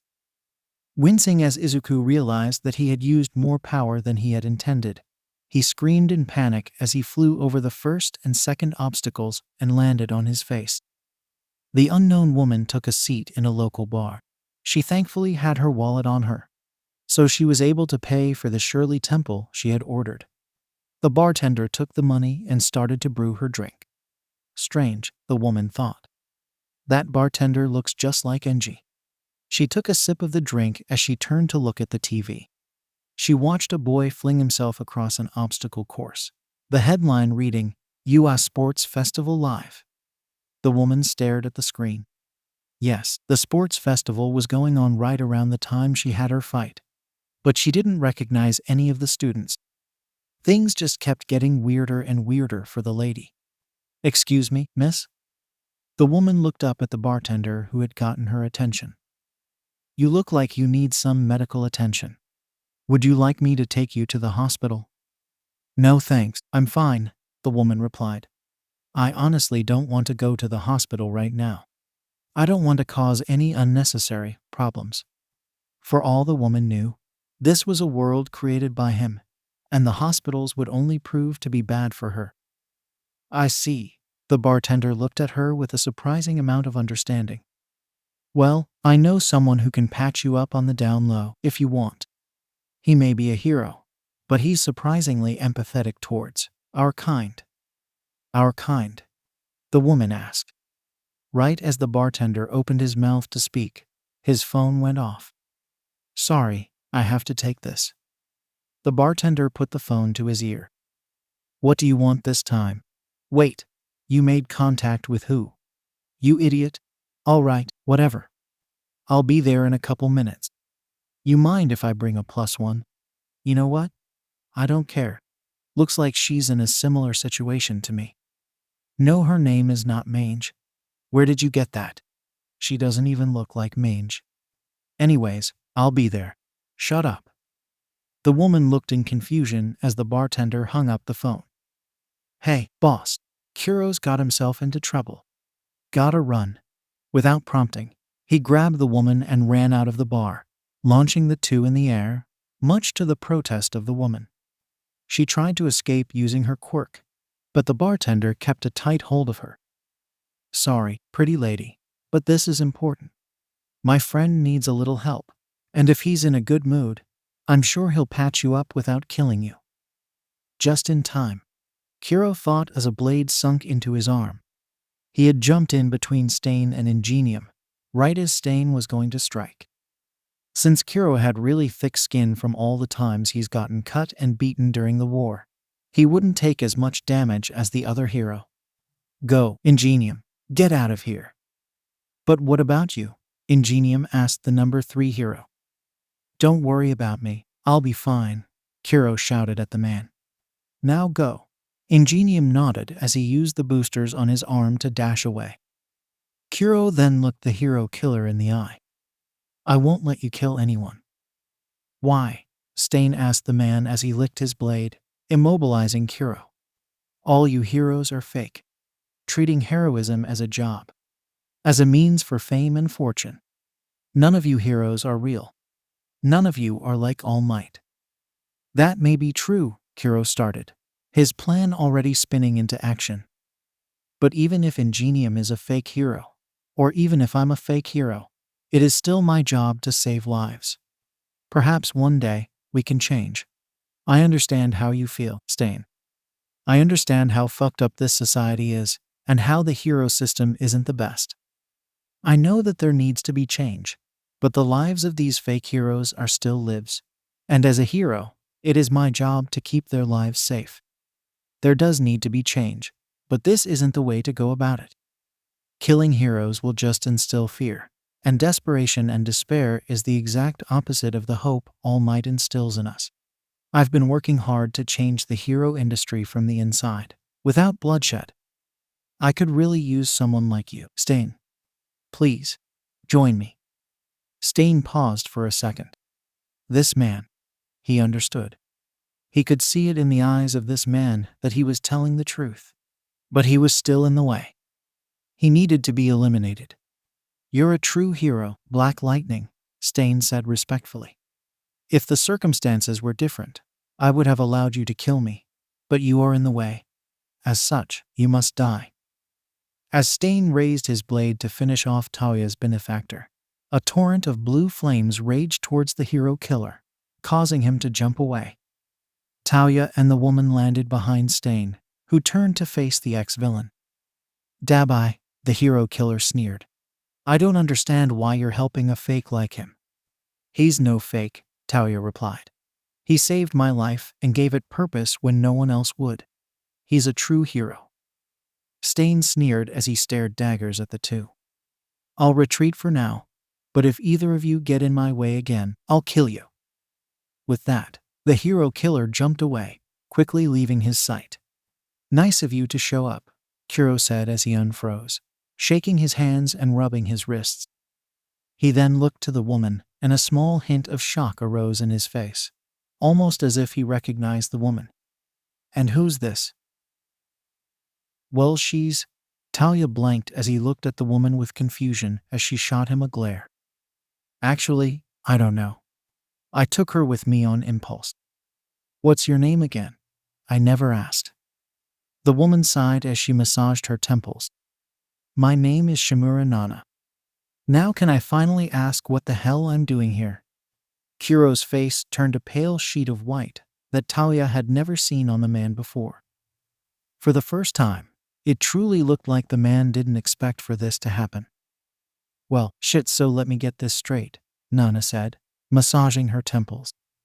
While Talia went back to work, 𝐀𝐦 took Nana to his place to explain the situation. Apparently, instead of killing me, All for One sent me flying into the future.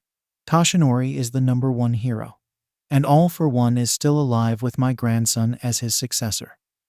Exactly, 𝐀𝐦 said, munching on one of 𝐀𝐭's cookies. If no one knew any better, one would say he had a problem. You sure you don't want one?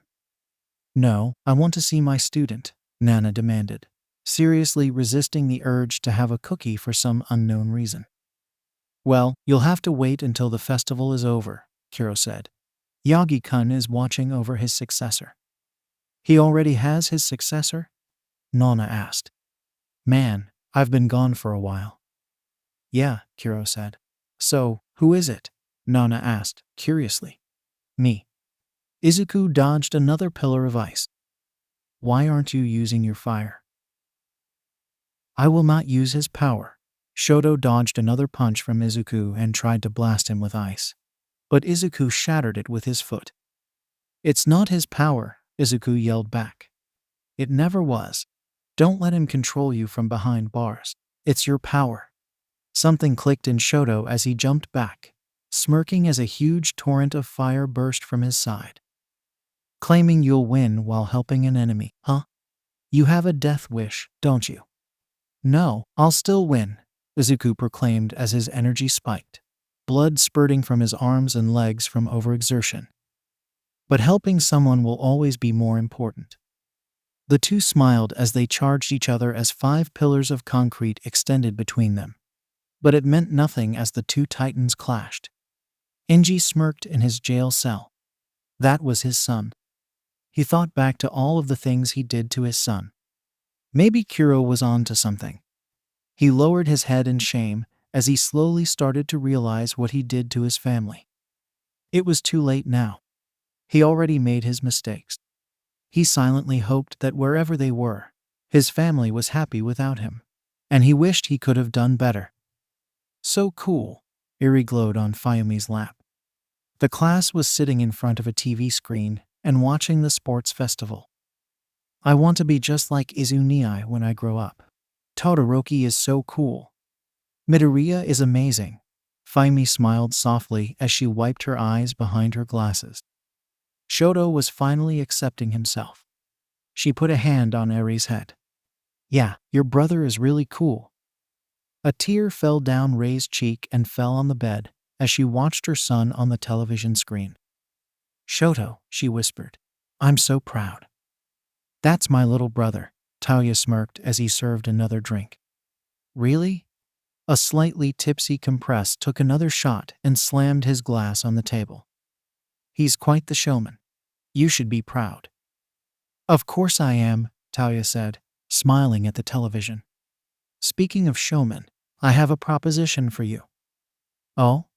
Compress smirked as Tauya served him another drink. "Please, do tell." Izuku slowly stood up from the impact. 𝐡𝗏 was buried in the wall, unconscious. He had won. He weakly put a hand up as the crowd cheered.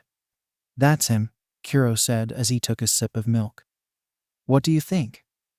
"He's pretty good," Nana said, finally opening up and taking cookies. "Reminds me so much of Toshinori." "Yeah, I really was like that back then." Kuro gave a nostalgic smile to the screen. "You better teach him well, ya hear?" "You bet." Nana gave the man her signature smile. After healing up, Izuku was ready for the finals. As he prepared to exit, the door opened, revealing 𝐡𝗏. "Good match," Izuku said, extending a hand to his classmate. "Thank you, Midoriya," 𝐡𝗏 softly smiled, shaking the boy's hand. "You really saved me." "It's just my job," Izuku smiled back. "Now just sit back and watch me win." "Oi, shitty Deku," 𝐀𝐦 yelled from across the arena. "I'm gonna kick your ass." "You're welcome to try, 𝐀𝐦," Izuku yelled back. "Fight," Midnight yelled as the two dashed at each other. Izuku threw a punch at 𝐀𝐦, but he dodged and aimed an explosion at his face. Izuku grabbed his hand and attempted to sweep his legs. 𝐀𝐦 jumped and used his other hand to cause an explosion at Izuku's side. Izuku flew a few feet before catching his balance and flew back at 𝐀𝐦, kicking his face. As they fought, the two realized they were smiling. "Hey, 𝐀𝐦," Deku asked as he jumped back, dodging an explosion before dashing. "Why are you smiling?" "Shut up," 𝐀𝐦 yelled back as he attempted to uppercut his rival. "You're smiling too." The two continued to fight and smile, exchanging witty banter while they fought. The audience was in awe, wondering how the two could be taking such an intense fight so jovially. "𝐬𝐸 and 𝐀𝐻 are so cool," Toga shouted from the stands. "Who let you call him 𝐬𝐸?" Ochako pouted next to her. "He did, 𝐸𝐻," Toga giggled as she continued to watch the two boys fight. "I told you not to call me 𝐸𝐻." Ochako puffed out her cheeks. "I can't help it when you puff your cheeks out like that." Toga poked Ochako's cheek, causing the girl to blush. "It's so cute." "Shut up," 𝐲𝐡𝐬𝐬 yelled as the two started to play fight. Meanwhile, Deku and 𝐀𝐦 were panting on the opposite sides of the arena, still smiling. "How about we finish this, 𝐀𝐦?" Izuku said, smiling smugly at his rival. "Let's finish this, shitty Deku." 𝐀𝐦's devilish smirk plastered on his face as he prepared his strongest attack. He dashed towards the young man, using his explosions to gain momentum. "Howitzer impact." Izuku channeled all the power he could muster in his hand as he dashed towards the gigantic mass of explosions. Smash!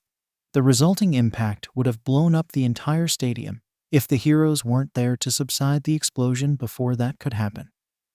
"In first place, Midoriya Izuku," All Might shouted. After about half an hour of repairs, the awards were announced.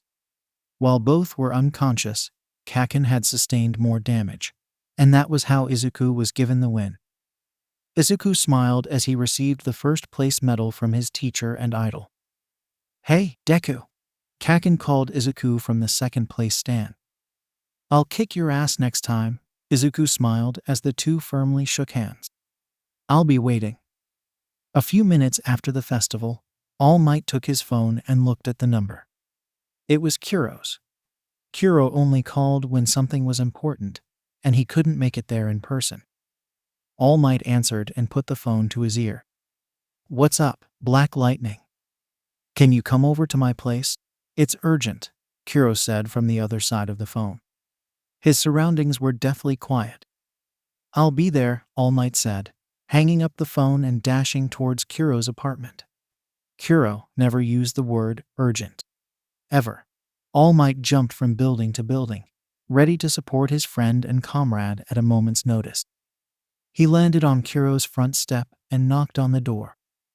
After a couple seconds, Kuro answered the door. "Thanks for coming, Toshinori-san. What seems to be the problem?" Things weren't adding up. Kuro only used his name when he was in his skinny form, which he was not, and when someone else in the room knew his identity. Nothing seems to be out of the ordinary. "Well, about that," Kuro said, stepping aside. All Might's face paled as if he saw a ghost. He was seeing a ghost. "Shimura-san?" After a long hug between student and mentor, the three heroes sat in the room where Kuro usually had his support groups. "So All for One transported you into the future, instead of actually killing you?" "That seems to be the case," Nana said. "Kuro's been caring for me ever since." "And how do you know about One for All?" All Might asked the man. "Did you really think All for One only stayed in Japan?" Kuro asked All Might seriously. Of course, All for One never had any intention of leaving Japan until he took it over. But they didn't need to know that. "My country was destroyed by him before I moved here. All for One tried to replicate the power of One for All. The result was me." All Might stared at Kuro in shock. It made so much sense. The sparks of energy, the strength. He was stronger than All Might currently, but was weaker than he was in his prime. "I'm so sorry." "It's okay," Kuro said softly as he put a hand on All Might's shoulder. "At least I can use this power for good." "The real problem will be confronting Torino," Nana said, staring at her hands. "I'm not sure if I'm ready to face him yet." "That's okay," Kuro said. "You can talk to him when you're ready. For now, we've all had a long day. Why don't we just enjoy each other's company? We can talk about training the young man later." The two wielders of One for All nodded. Nothing was happening right now. They can relax for the time being, and they were going to need it. Kuro groaned as he put another piece of paper in a large stack. Why did having interns require so much paperwork? He scribbled his signature on another piece of paper and groaned again as he put his head on the desk. "Hey, Kuro," Nana called from another room. She agreed to live with him temporarily until she got her ID sorted out. She had her license, but they were still coming up with a cover story for her disappearance. "Can you come over here? I need your help for something." Kuro whined internally as he stood up, cracking his back as he dragged himself over to where the voice came from. To his surprise, He saw Iri and Nana in a messed up kitchen, chocolate smeared on the walls and the counter. "Papa," Iri bounded over to her adopted father, holding a tray of surprisingly well-baked assortment of chocolate sweets. "Auntie and I saw you sad, so we made you something to make you happy." Kiro plucked the plate from the girl's hands, smiling gingerly at it. He then pulled both of them into a hug, tears forming in his eyes. He wasn't alone anymore, and to him, that meant everything. "I'll take him," Torino said through the phone to All Might. "Might as well teach him a little bit." "That's fine," All Might said. Torino realized his normal stutter wasn't there. "There is someone who wants to help you, though." "I don't need help," Torino scoffed. "Who would want to help me with something like this anyways?" "I think it would be in your best interest to hear her out," All Might responded. "Fine, put her on the line," Torino scoffed. "Are you sure you're ready?" All Might asked. The tone was muted, so he assumed All Might was talking to whatever woman he was talking about. There was an indistinguishable chatter. Then All Might handed the phone over. "Hey, Sora-kun," an all-too-familiar voice spoke through the phone. "Who the fuck is this?" Torino demanded. She was dead. She had to be. "It's really me," Nana responded calmly. "I'm still trying to understand all of it, really. But I really want to see you. I miss you, Tsuruhiko." "You miss me," Torino choked. The logical side of his brain was screaming in protest. But the sheer amount of emotions flooding through the elderly man was more than enough to drown it out. "You better come visit soon, dork." "Me? Who are you picking, Akin?" Toga asked, poking Ochako's cheek. "Stop that," Ochako pouted as she took a step back. "I'm going to be interning with Gunhead." "Wow," Toga said, marking her paper. "He requested for me too. I'll go with you." What? Ochako's face turned pink as she flailed her arms wildly. "You can't do that." "Why not?" Toga put her index finger on her cheek innocently. "𝐀𝐦 already packed my blood bags, so I don't have to go with him." "Blood bags?" Ochako asked curiously. "Why would the girl need blood bags?" "Nothing." Kiro practically appeared behind Toga, putting a hand over her mouth. "I told you not to talk about that." "But 𝐀𝐦, Akin is my friend," Toga whines. Ochako's face turns red as she hears the news. "Still," Kiro said. Toga pouted and huffed in annoyance. "Anyways, I have to dash," Kiro said before dashing out of the room. "Hey guys," Mina shouted. "Kiro-san wants me to intern with him." "That's so cool," Kirishima said. "I'm going to be interning with Fourth Kind." "I'm going to be going with Black Lightning-san too," Ida shouted. "Me too," Tokoyami said calmly. "Me as well," Shoto said. "Kiro-san invited me as well," Momo said. "I'm really honored. And I will choose to go with him." "That's sick," Kaminari yelled over. "I'll be going with you guys as well." "I'll be going with Best Jeanist," Kakin yelled. "I'll be better than all you assholes." "Me, Deku-kun," Ochako walked over to the broccoli head. "Who will you be interning with?" "Kiro-sensei wants me to go with some person named Gran Torino," Izuku replied. "He says he can help a lot with my quirk." "That's cool," Kirishima said. "Your quirk is already super powerful, though. I wonder why Kiro-san wants you to improve it even more." "I don't know," Izuku said. "Kiro-sensei always looks like he knows something bad is going to happen. He keeps on telling me that I have to get stronger to save everybody. It's a little scary." "Huh?" Shoto said, walking over to the small group. "He does look paranoid a lot."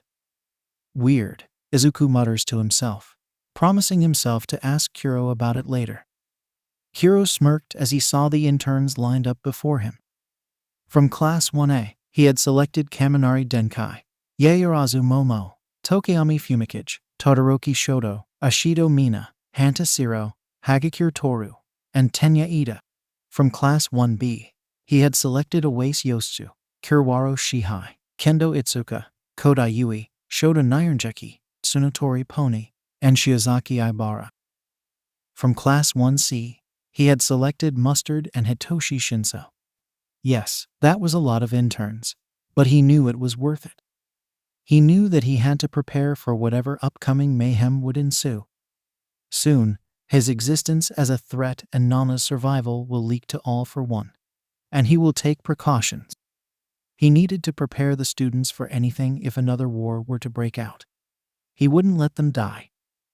All right, I did a lot of paperwork to get you brats under my wing, so we're not going to waste it, Kiro said. As much as I'm sure you're going to want to go on patrol, I have a better idea.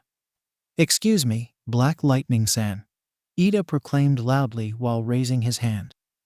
A couple of the students winced, but Kiro nodded to signal Ida to continue. Why should we not go on patrol, if that's how we're going to get real experience? Oh, you'll get real experience, Kiro said.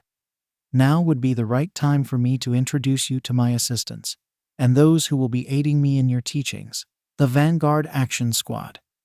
Saying that, Kiro took a marble out of his pocket and threw it behind him, causing it to shatter.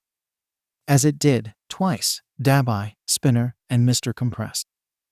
Is that twice, the S-class villain? Yotsu managed in shock.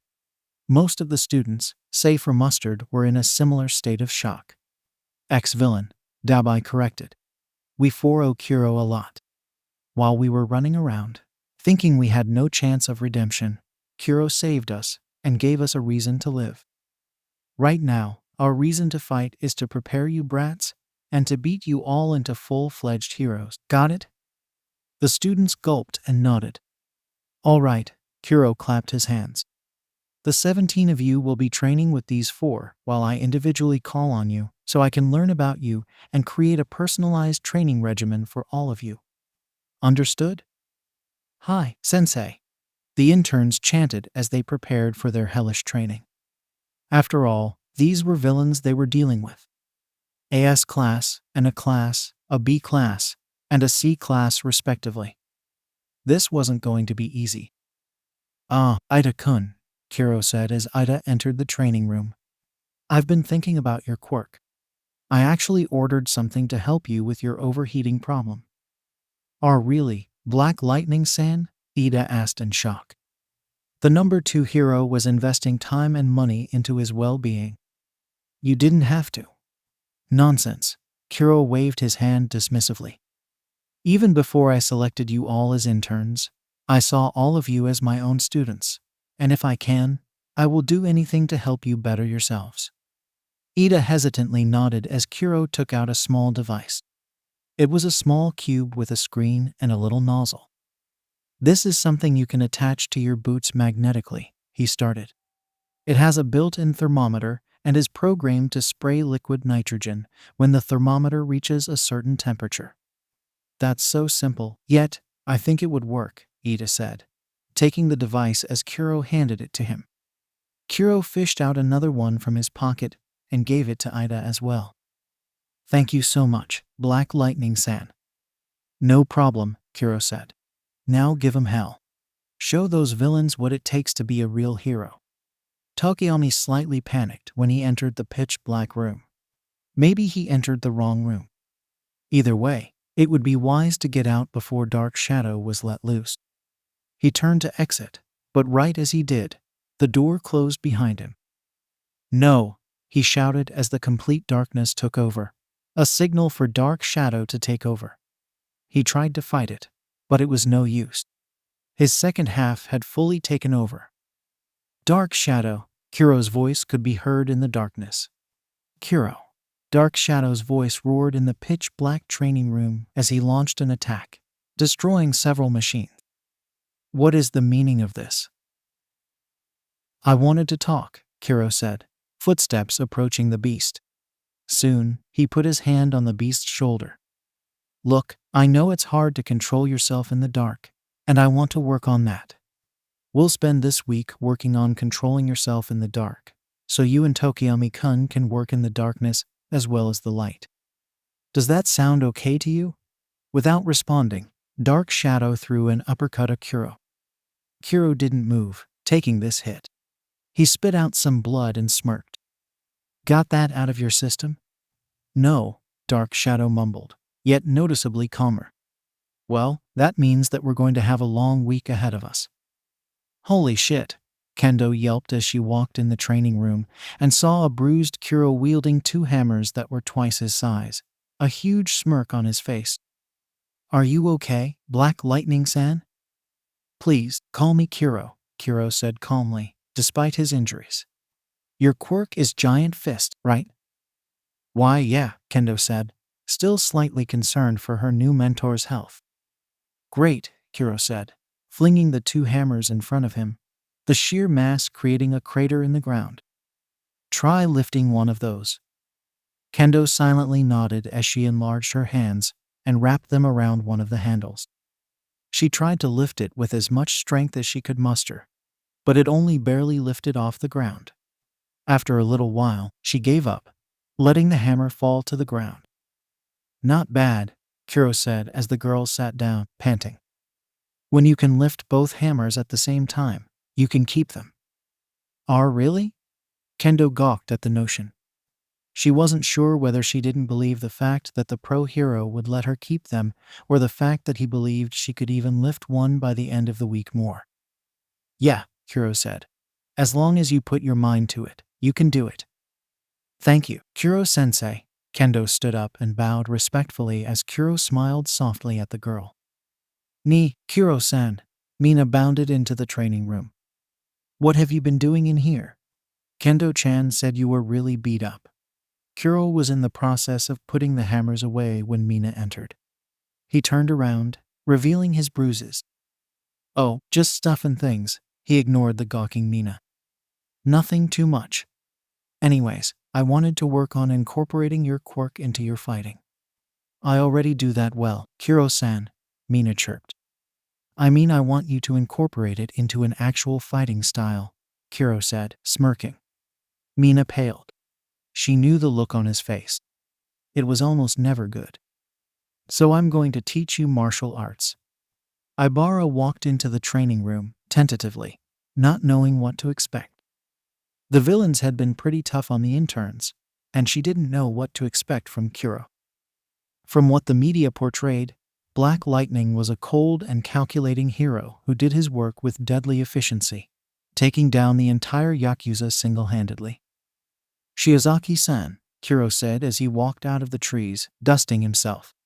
His hoodie now had a few burns on it, along with the bruises.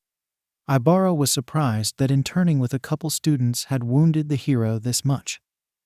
Was he secretly a pushover? From what I saw at the sports festival, you seem to rely on your quirk a lot. There's nothing wrong with that, but you need to train your physical body as well. 𝐈𝐼 nodded silently as 𝐬𝐸 continued. You can use your quirk, but only to enhance yourself. Maybe you can create something to help you fight. Be creative, 𝐬𝐸 said. Now, let's spar. The kids sat exhausted from the training. Not bad for a bunch of kids, Spinner commented. But you need to work on your teamwork. If you keep on flailing your quirks like that, you'll all just end up as dead fakes down the line. I wouldn't go that far, 𝐬𝐸 said, walking over calmly, despite the bruises, the burns, and the thorns prickling his skin. You all did well today. Get some rest. I'm bringing in a special guest tomorrow, so you all best be prepared. You have the rest of the day to enjoy yourselves. Dismissed. The interns muttered things under their breath as they tiredly dragged themselves out. 𝐬𝐸 softly smiled at the group. So, what do you think? 𝗳𝗵𝗇 asked. What do you mean? 𝐬𝐸 asked. I wasn't there. Don't bullshit me, 𝗳𝗵𝗇 sneered. I saw that weird-ass clone of yours shadowing us as we kicked the crap out of those kids. 𝐬𝐸 chuckled a little bit, leaving a genuine smile on his face. I think, he started, staring longingly at the windowed sky. The future is in good hands. Magni, otherwise known as Hikiishi Kenji, knocked out another bandit, taking his wallet. She looked around, ready to escape the scene. Stealing isn't nice, you know. Magni snapped around to see Black Lightning, the number 2 hero, lighting a cigarette. She instantly attracted him to her so she can smack him with her weapon. Black Lightning stomped the ground with both feet, burying himself to his knees. When that didn't work, he took out a familiar marble and tossed it behind him, causing a gigantic magnet to appear to cancel out the magnetic attraction. "Smoking isn't nice, you know?" Magni quipped as she cancelled her quirk. "I wouldn't expect a hero to do something so evil." "Hey, everyone's got shit to deal with it, you know?" 𝐬𝐻 shrugged as he took a drag out of his cigarette. "Want one?" "Like I would trust a hero," Magni sneered. "Just take the damn thing." 𝐬𝐻 tossed a cigarette and a lighter to the woman. She huffed and lit it and took a drag. "So what the hell do you want?" Magni asked. "Since you didn't arrest me on the spot, and since you somehow got the trust of Mr. Compress enough to have him lend you your abilities without him being there to make a show himself, you must be here for something else other than that stupid confined occupation you call a job." "Speaking of jobs, I've come here to offer you a job," 𝐬𝐻 shrugged. "Work at my firm? Hell no," Magni cut the man off. "I chose this life to be free. Working as a hero is the exact opposite. There are so many rules and punishments." "You didn't let me finish," 𝐬𝐻 sighed, a puff of smoke coming out of his mouth.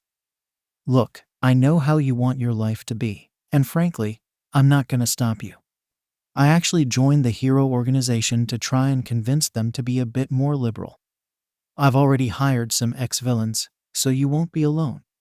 I'm just going to pay you, give you a place to stay, and take your name off villain records to not to bang up the heroes too badly, and come in when I call you. And when I do, I won't tell you how to do your job." Magni thought about it before smirking. She had never seen a hero who treated villains like Black Lightning. She truly appreciated it. He wanted to employ her services, while being cautious to not impede on her freedom too much. It was a win-win. Although he had to take her rights to kill heroes away, he never said anything about killing villains. "Deal." "All right," 𝐬𝐻 smirked as the two shook hands. "So I'm going to need you tomorrow. I'm sure you know where my firm is, after attacking one of my subordinates on his way back. I'll need you there by 10 a.m. Pony rolled out of bed and stretched. The room that 𝐬𝐻 gave the students were very comfortable, and she only had one roommate. She heard from her friend back in America that he had 8 other people in the same room for his internship, so in that sense, she considered herself lucky. "Good morning, Kendo-san," Pony said cheerfully as she saw the other girl drag herself out of bed. "How are you this morning?" "Tired. My arms are killing me," Kino replied, shooting a dirty glance at the huge mallets on the other side of the room. "Your Japanese has gotten a lot better." "Thank you." Pony tilted her head in a slight bow. "𝐬𝐻-san noticed my difficulty in speaking Japanese and offered to let me borrow some books which I have been studying. Did you know he speaks fluent English?" "No. He's a weird one," Kendo said. "He seems strong, and it looks like he has invested a lot of time in finding out our strengths and weaknesses, even if some of us didn't even make it past the first part of the exam. According to Ibara-san, he always holds back and encourages and accepts them. She said he took several hits and complimented her when she started to feel a little down. He always seems kind and cheery towards us, despite letting loose actual villains on us and the injuries he sustained yesterday. I really don't get him." "Oh," Pony exclaimed as the alarm clock in the room went off. "Breakfast is in 30 minutes. We better go, we lose to those stupid bastard students." "Naito," Kendo growled. "I swear I will kill you when we get back." After breakfast, Pony and Kendo made their way to the training field. 𝐬𝐻 and the Vanguard Action Squad, as they called themselves, were waiting for them, with a new person. It was a burly dude with sunglasses and brown, shoulder-length hair. "This, my kawaii interns," 𝐬𝐻 said, gesturing to the man, "is Magni, another ex-villain who so graciously volunteered to help me in training you. I've politely asked her not to injure you all too badly, but if you refer to her as a man, then I can't make any promises." "Damn straight," Magni said as she dropped her cigarette and stomped on it. "You brats better not waste my time." "All right, let's get started," 𝐬𝐻 said. "Tsunotori-san, you're with me." The interns paled as they realized they had another villain to deal with. They groaned as they all prepared to deal with another day of training. "So, Pony," 𝐬𝐻 said in fluent English as they entered the separate training room. "How have your studies been?" "It's been going well," Pony replied in English. She was really thankful someone could speak her native language. Even though she has been improving, it was comforting to speak in the language she originally learned. "Thank you again for the books, Mr. 𝐬𝐻. It really means a lot." "Please, call me 𝐍𝐸, 𝐬𝐻 said. He was much more comfortable with the last name he chose, but for the sake of comfort, he was willing to be called 𝐍𝐸. "Anyways, from what I've seen, you've mostly used your quirk to immobilize your enemies. Is that correct?" Pony nodded timidly as 𝐬𝐻 calmly approached the girl. He gestured to her horns. "May I?" She nodded as 𝐬𝐻 plucked her horns off of her head, causing her to squeak a little. "Sorry," 𝐬𝐻 said sincerely before walking over to a tree. With a wave of his hand, he slashed the tree with one of her horns, slashing the tree and cutting it down. Pony gazed at him in awe. She didn't know her horns were capable of doing such a thing. "Your horns are really durable," he said. "You're a smart girl. Let's try to think up of some more ways to use your horns." 𝐬𝐻 walked into the training room and noticed that 𝐬𝐻 had changed his original outfit from black to orange, and he dyed his hair blonde while wearing blue contacts. 𝐬𝐻's step instantly pressed with caution as he realized that 𝐬𝐻 was aware of how his quirk worked. "Ah, 𝐬𝐻-san," 𝐬𝐻 said, smiling at the boy. "It's a shame that Kuromi-san didn't come with us as well. I would have really liked to see what would have happened." "What?" 𝐬𝐻 sputtered, completely off guard. He had planned on acting a bit more buddy-buddy and cheery towards the hero to surprise him, but he did not expect the man to bring up his crush like that. "First lesson," 𝐬𝐻 said thoughtfully. "Always be prepared as if your opponent knows everything about you." 𝐬𝐻 grimaced. He was beaten at his own game. "Life's but a walking shadow," he muttered to himself. "So, what are you going to teach me?" "Ah, Shakespeare," 𝐬𝐻 nodded. "Not bad. Anyways, after analyzing your abilities for a little while, I've determined that your tactical mind is already enough in combat. Since you aspire to be an underground hero, I won't force you to do 1,000 sit-ups or whatever. I thought I would spend this time teaching you a much more valuable lesson." "And that is?" 𝐬𝐻 asked tentatively. Black Lightning was a total enigma. He thought he had researched all he could, but it seemed that 𝐬𝐻 was more deceitful individual than even 𝐬𝐻 himself, managing to fool the entire country into thinking that he was a calculating hero who cared only about results. "How to talk to girls," 𝐬𝐻 said, smirking. As if on cue, Maruko hopped over to 𝐬𝐻. "I swear if you use me like this again, I'll kill you," Maruko grumbled. "The way to dusty death," 𝐬𝐻 sighed as he prepared for the torture about to be ensued. Shota Naranjeki walked into the training field, confident that he could impress the number 2 hero with his skills. He was a very competent fighter and ready to take on whatever 𝐬𝐻 had. His friend Ida said that 𝐬𝐻 was immediately able to deduce his shortcomings and found a way to solve them, though 𝐬𝐻 had spent a lot of time loitering around Class 1A. "Shota-san," 𝐬𝐻 said, back in his normal uniform. "I have to say, I'm quite impressed with the way you were dealing with the squad." "It was nothing," Shota started. "They still consistently wiped the floor with all of us without even trying." "Don't beat yourself up about it," 𝐬𝐻 said, waving his hand. "Some of these villains have spent decades in the field. Don't tell anyone else I've said this, but you guys are probably strong enough to take low-class villains and thugs on your own already." "Are really?" Shota asked the man. "Of course. I would never lie about something like that," 𝐬𝐻 lied. Of course he was lying. The students were already much stronger than that. "Anyways, your use of your quirk is very impressive, though I think I have a way of improving it." "How so?" Shota asked. His quirk was extremely strong, and Shota thought he had already mastered it. "Are you aware what a feint is?" 𝐬𝐻 asked. 𝐬𝐡𝐢 nodded his head. So I was thinking that you can attack someone, but your impact would strike in a completely different area. That's a really good idea, 𝐬𝐡𝐢 said, thinking about the possibilities. Thank you, Kiro-sensei. No problem, Kiro said. Now, let's start working on that feint technique, shall we? 𝐬𝐡𝐢 didn't know what to expect when the ex-villain known as 𝗬𝗲𝗍 came along with him. As they entered the training room, Kiro was sitting on a large stone, munching on some cookies. Oh, hey 𝐬𝐡𝐢-kun. I told you not to call me that, 𝐬𝐡𝐢 scoffed and gestured at 𝗬𝗲𝗍. What's he doing here? Oh, he's going to teach you, Kiro said. He could do a way better job than me. Really? 𝐬𝐡𝐢 asked in disbelief. I doubt it. I wouldn't if I were you, bro, 𝗬𝗲𝗍 said. At that, 𝐬𝐡𝐢's face paled as the realization slowly started to sink in.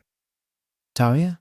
Meanwhile, Izuku got off the train and headed towards the house marked on his phone's GPS. When he arrived at the place, he knocked. No answer. I'm coming in, he said as he pushed the door open. What he saw was a short, old man, laying on the floor in a pool of his own blood. He's dead, he shouted at the top of his lungs, almost dropping his phone. Ah. The old man looked up and stared Izuku in the eye. Who are you? He's alive, Izuku shouted in shock. Sora-kun, you need to stop doing that. A woman's voice could be heard as the door at the end of the room opened, revealing a tall woman with a black and white hero costume. You're Midoriya Izuku, right? All Might told us about you. All Might did? Izuku asked. Why is that? Ah, let us introduce ourselves, the woman said. My name is Shimura Nana, and this is 𝐸𝐸. We're All Might's teachers. It was mid-afternoon when the harsh training ended. The Vanguard Action Squad jumped back as Kiro came back with 𝐬𝐡𝐢 and 𝗬𝗲𝗍. You all did pretty well, he started. I'm going to end off this course today because we're going to be doing something different tomorrow. What could that be? Ida asked. Well, I have some important business down at Hasu, Kiro said, smirking. So tomorrow, we're going to go patrolling. Yui woke up that morning feeling refreshed and relaxed. For the most part, she liked the internship so far. Although the squad was very tough on them, they offered advice and taught them how to get better. She didn't know how Kiro was, but Kendo and Ibara said he was really nice.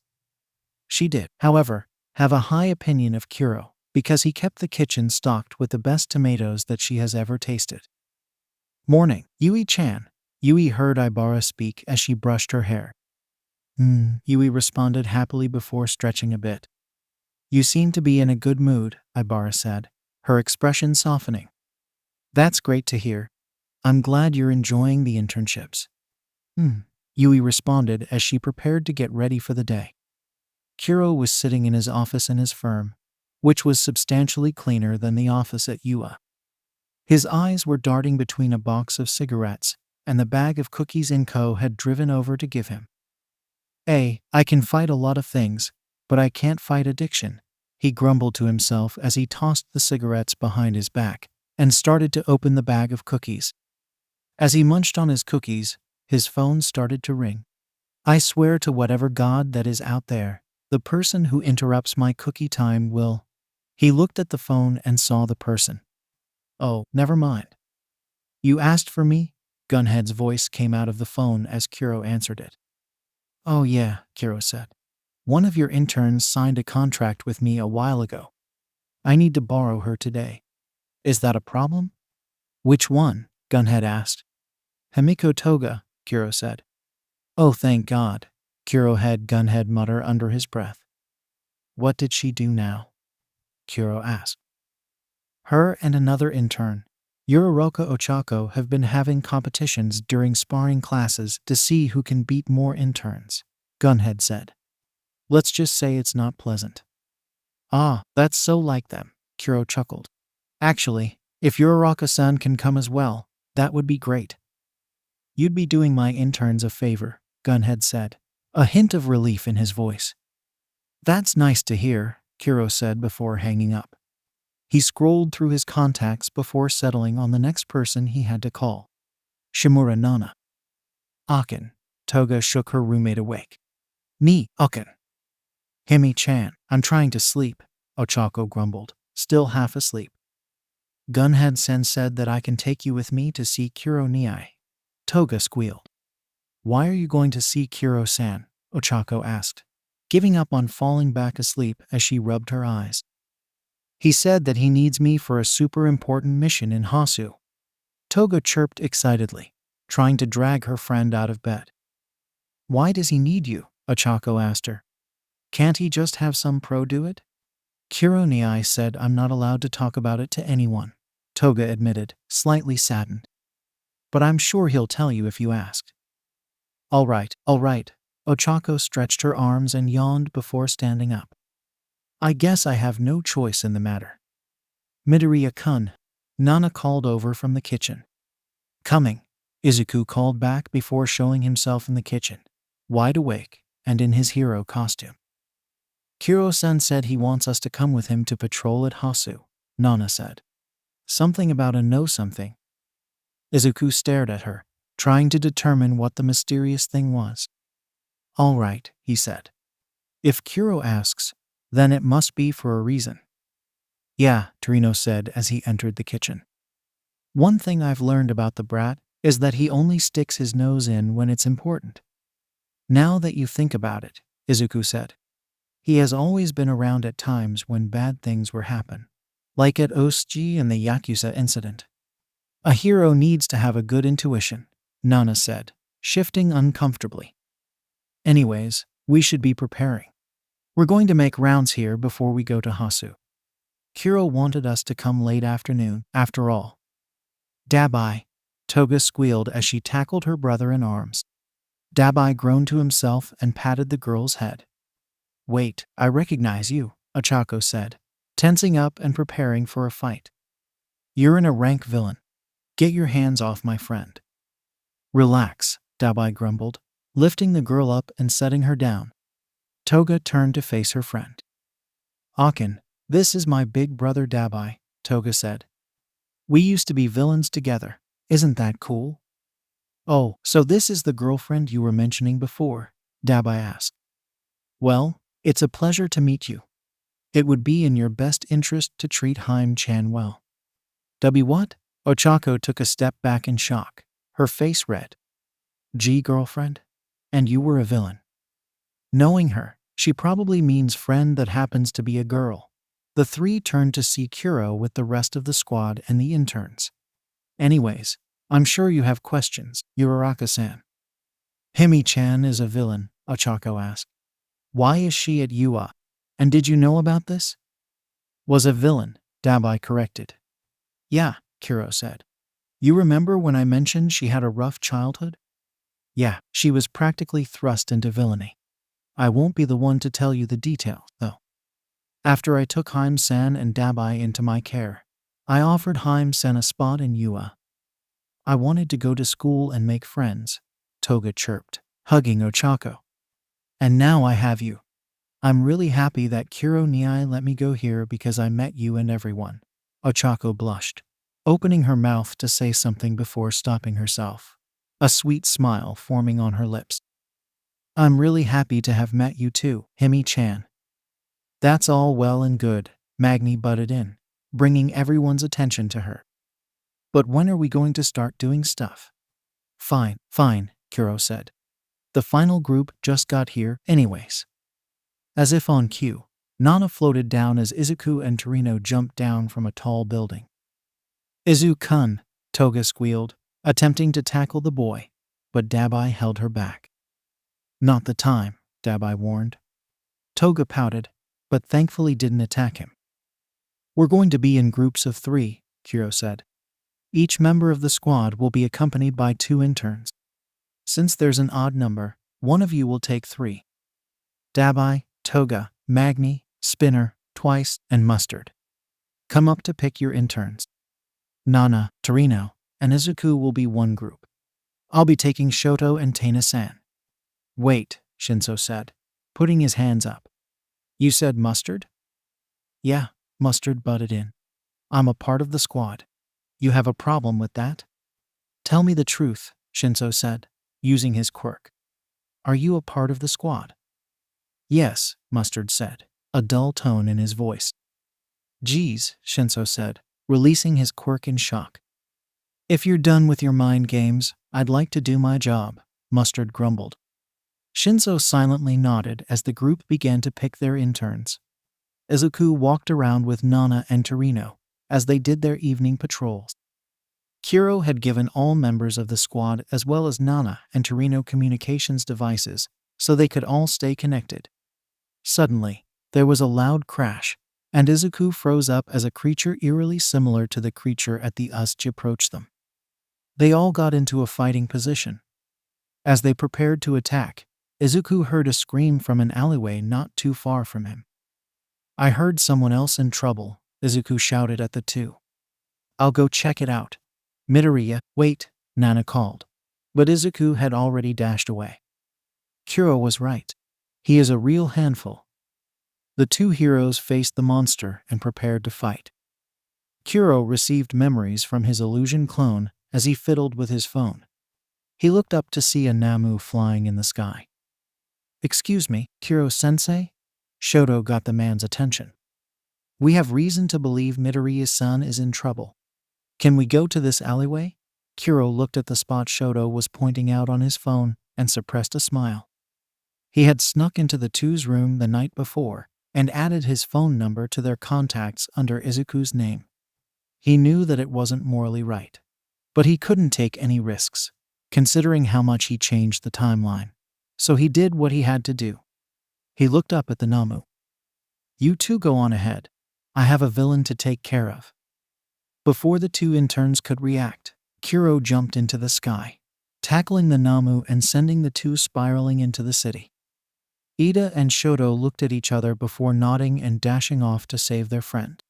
Izuku turned the corner to see a pro hero, native as Izuku recognized, about to be struck down by the hero killer Stain. Izuku, without thinking, went into 5% and kicked the hero killer in the face, sending him flying to the ground. Are you okay? Izuku asked. Can you move? Can't move, native managed. His quirk, run. A kid, huh? Stain asked, wiping his cheek. You should go. You don't know what you're getting yourself into. Izuku looked into Stain's eyes, not showing vengeance of fear, but a fiery determination. I will not, Izuku said sternly, getting into a fighting stance. If I see someone in danger, I will save them, no matter the cost. I am a hero, and that is what we do. I like your eyes, Stain said, licking the blade of his katana clean before getting into a fighting stance himself. But you're getting in the way, and as such, I can't let you live. The two dashed at each other, Izuku at 10%. They traded blows for a while, Izuku keeping up at a surprising pace. Stain then managed to get a small cut on Izuku's cheek, and before the boy could land a hit, he licked the blade and swallowed his blood. What? Izuku's fist was barely an inch from Stain's face before he froze up, his body not moving. You fight good, kid, Stain said, raising his katana. If you stayed put for a few more years, I may have considered you a true hero, but as it is now, you have to die. Not if I can help it. A new voice appeared as a familiar boot went for Stain, who dodged it, jumping back a few feet. Tenya-san, Izuku called. What are you doing here? He's not alone, Shoto said as he slid across his ice to stand next to Tenya. You really need to be more specific with your messages. What message? Izuku asked the two, a confused look on his face. Never mind that for now, Ida said, turning to Stain. Can you move? No, Izuku responded. I think it's his quirk. As soon as he licked his blade, I wasn't able to move.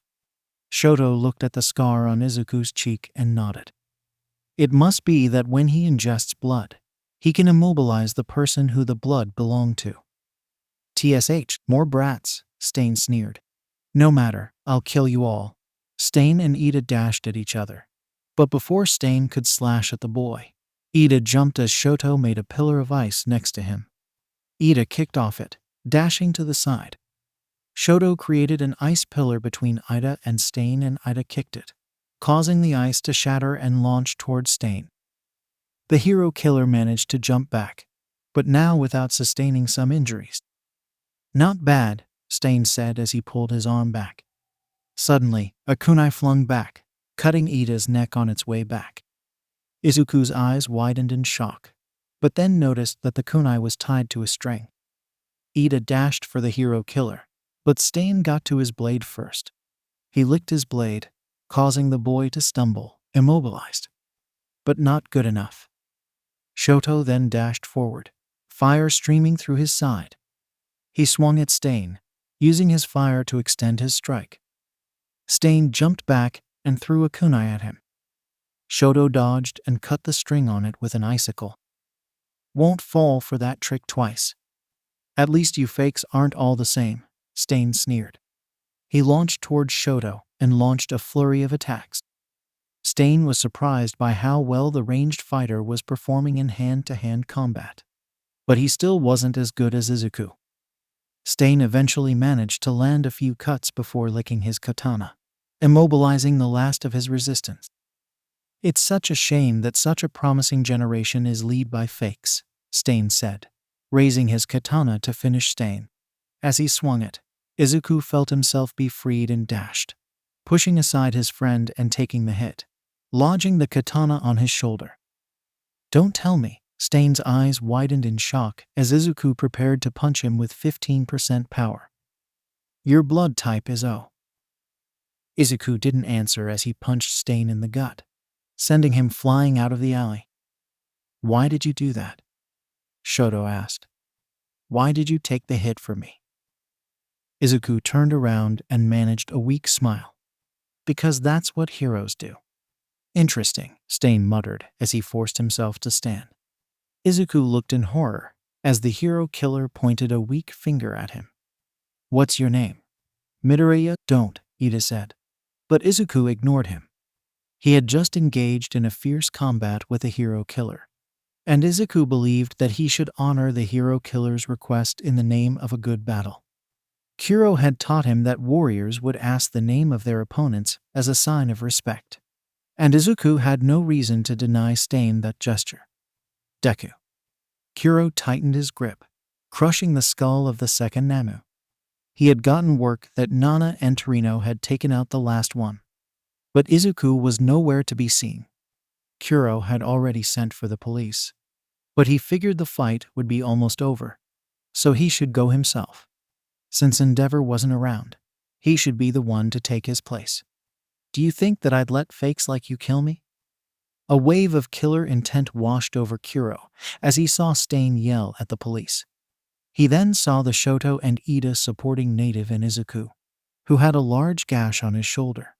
But thankfully, he didn't overuse his quirk. "The only ones who I will let kill me are All Might, Black Lightning, and Deku." The wave lasted for a good few seconds, though Kuro probably figured it would last longer. As it subsided, he heard one of the cops speak. He passed out. "I hope I wasn't wrong about you, Deku." 𝐡𝐴𝐻's last words rang in Kuro's head. During the second year of the war, Kuro was almost killed by Shigaraki, but 𝐡𝐴𝐻 had jumped in at the last second, taking the hit for the time traveler.